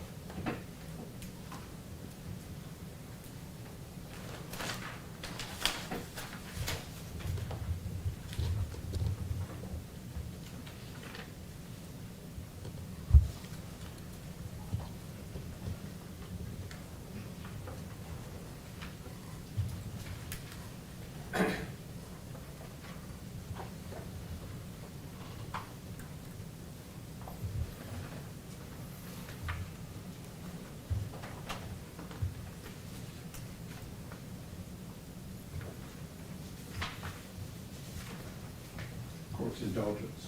Yes, sir.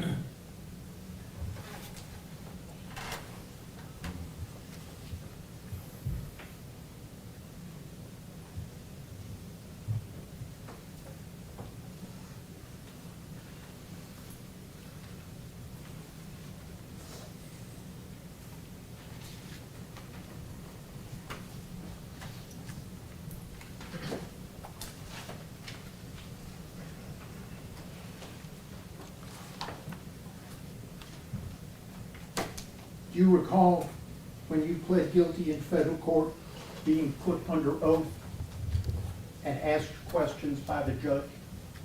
Yes. Do you recall being told what the possible penalty for your convictions pursuant to that plea agreement were? Yes. And you were told it could be up to life in prison, correct? Correct. And not more than up to a $250,000 fine, correct? I don't remember. You remember Yeah. that you faced up to life imprisonment for violating his civil rights resulting in death. Yes.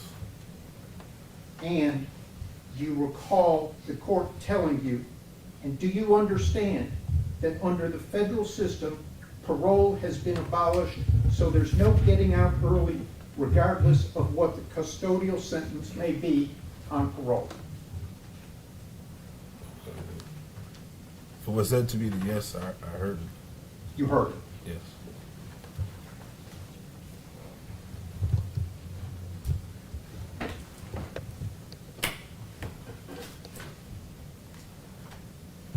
Now, as has been gone over earlier, that 15-year business is the federal prosecutor's commitment as far as a recommendation, correct?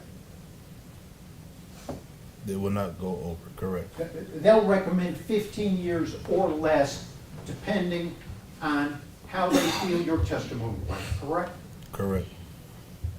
And at the same time you were pleading guilty in federal court, you had reached an agreement with the Shelby County District Attorney's Office to plead guilty in this case, correct?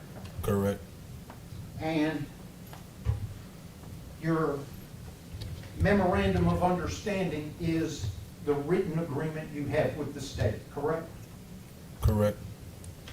It's been made an exhibit here today, correct? Yes. If you need it to help answer questions, if you need to refer it, let me know, okay? Oh, good. Is it a fair assessment that once you're done with your cooperation, you'll be sentenced in federal court, correct? Correct. And the federal judge will determine the sentence after hearing from the federal prosecutors and your lawyer and you, correct? Correct. And then after you receive that sentence, you will come back to this court and plead guilty under this written agreement, correct? Correct. You don't even know what you're going to plead guilty to yet, do you? The charges. The criminal charges. All of the criminal charges? Don't know yet. Okay, you don't know what you're going to plead guilty to, right? No. But you're going to plead guilty to something and get a sentence the same as the federal sentence, correct? Correct. And your state sentence will be the same as the federal sentence, right? That's your understanding. Yes. And your state sentence will be served at the same time as the federal sentence, correct? Correct. And it will be served in the Federal Bureau of Prisons or on federal probation, whatever the federal judge determines, correct? Correct. So every day of the federal sentence that goes by and you complete, you're completing a day of the state sentence same day, correct? Correct. Serving two sentences at the same time, just like they were one, correct? Correct. So, here in state court, you essentially get a pass on this case, correct? No. Well, how much more punishment do you get in the state case than the federal sentence?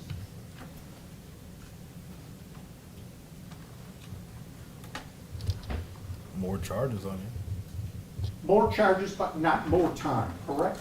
Correct.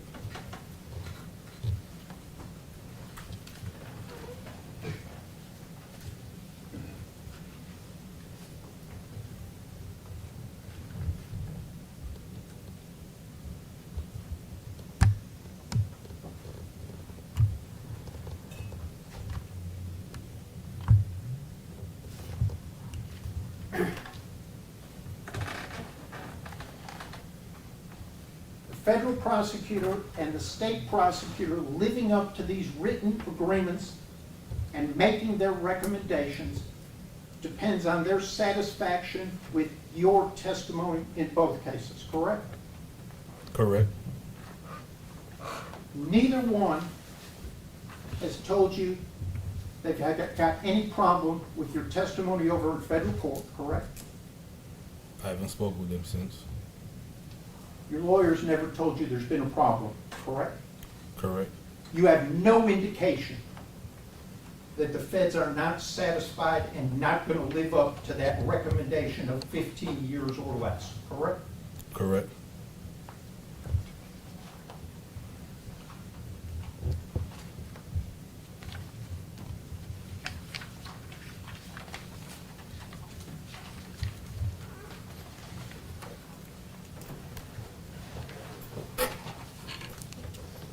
I might have a moment with my client, Your Honor.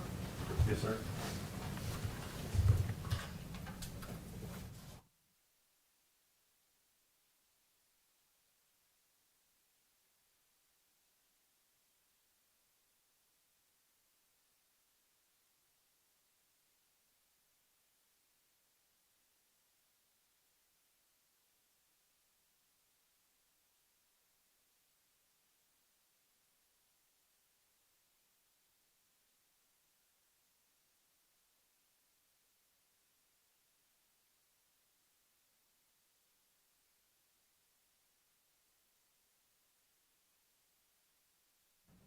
Ladies and gentlemen of the jury, is there anyone that needs a break? Everyone okay? All right, seeing none. Maybe we can approach it briefly, Your Honor. All right. Housekeeping.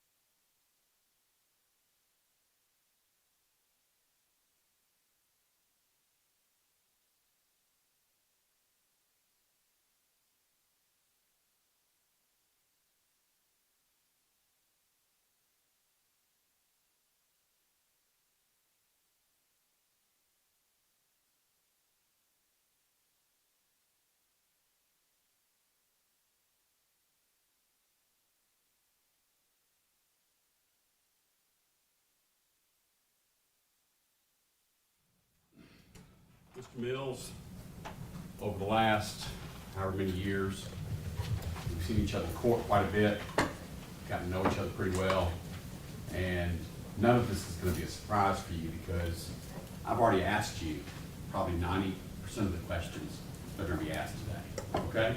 Okay.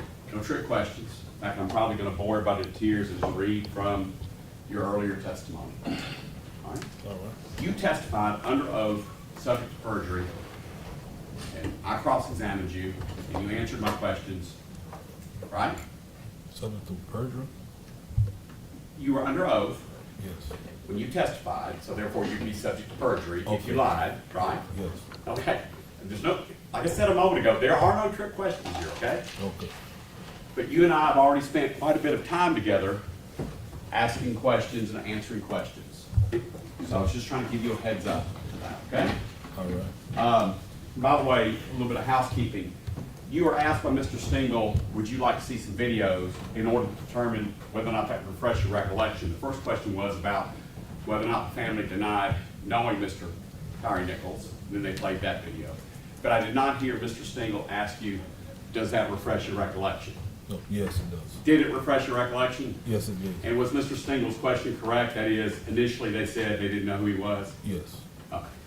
And secondly, you were asked whether or not you did everything by the book, or we did everything by the book, when you're talking to Lieutenant Smith, and again, he shows you video clips.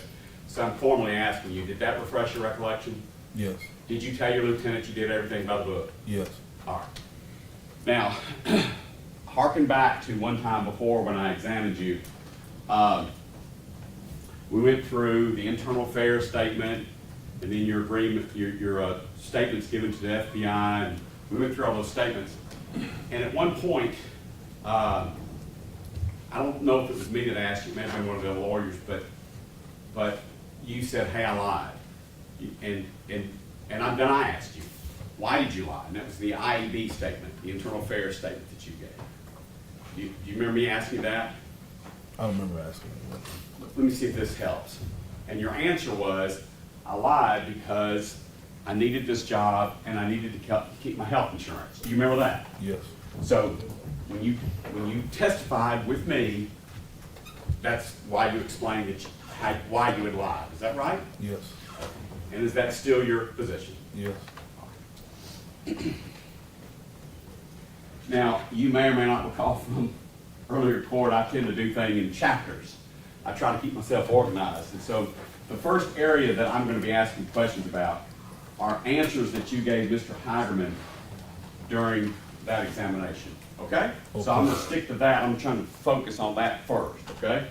Now, your memorandum of understanding agreement that you signed with District Attorney Mulroy said that you were going to cooperate, testify truthfully regarding the death of Tyre Nichols and its cover-up. Remember that phrase in there, cover-up? Okay. Mr. Hagerman read you the memorandum, and I heard him ask, and you say yes, it's regarding the death of Tyre Nichols and its cover-up. Yes. Did you cover up anything surrounding the Tyre Nichols death? Did you? Not anybody else right now. Did you cover anything up regarding the Tyre Nichols death? That calls for a yes or no.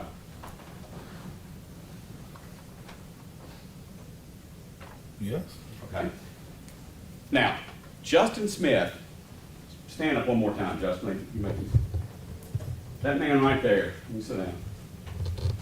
Justin, a couple years ago, many years ago, wrecked one of his cars. And then he was afraid to drive. He didn't like driving. And he knew you were a good driver. So you two rode together in a car for over 2 years, didn't you? Yes. Because you were a good driver and Justin was not that comfortable with his own driving. Isn't that a fair statement? Correct. Yes. By the way, he told me something. Tell me if this is true. This is not from the trial. He said he used to make fun of him a little bit, poke at him a little bit, about the fact that he was blind as a bat if he had his glasses off or it was nighttime. He used to kind of pick at him about how blind he was without his glasses. Do you recall that? Yeah, you can't see. Yeah, he's blind. You would agree he's blind as a bat without his glasses on, right? Yes. Now, you rode with Justin Smith for that 2-year period, 8-hour, at a minimum, 8-hour shifts for 2 years, and you two became close, is that right? Yes. And remember, you and I spent a lot of time talking about that Yes. in trial. And it's because you and Justin shared many of the same values as it relates to how you treat a suspect, how you treat an arrestee. Do you remember us talking about that? Yes. Both you and he are tough, but you are compassionate. Is that a fair statement? Yes. And would you still say that about Justin Smith, that he is a tough but compassionate cop? Yes. Is he brave? Was he brave? When you rode with him, was he brave? Yes. Was he honest? Yes. Was he honorable? Yes. Those are two different things, honest and honorable, right? Yeah. You knew him so well, you actually knew his wife, did you not? You met his wife, and, I mean, y'all didn't socialize about dance or anything, but you knew his wife. Yes, I And he knew yours, right? I think we probably heard each other when talking on the phone. Okay, that's fair. Thank you, sir. Now, going back to that memorandum of understanding about cover-up. In all the time you knew Justin Smith has never covered up a single thing in his career, has he? Not that I know. You're the only guy I've got on the stand, so I gotta ask you. Oh, I'm saying no, not that I know. Thank you. In fact, you know of the Charles White incident, aren't you? Charles White incident. That ring a bell? Do you know who Charles White is? He was a white cop Ah, yes. on Scorpion. Had some weird looking hairdo. Big old boy. White guy. Yes. Y'all had a juvenile in custody over there in Flicker Street and was handcuffed. He was giving some lip to somebody. And Charles White slapped him across the mouth, didn't he? Yes, I heard about it. I was all for it. Right. About that. And what you heard about was a squad room full of officers. I'm sorry, Mr. Mills doesn't even, he wasn't there for this? It's his reputation Well, testimony. I would object to specific, we get approached.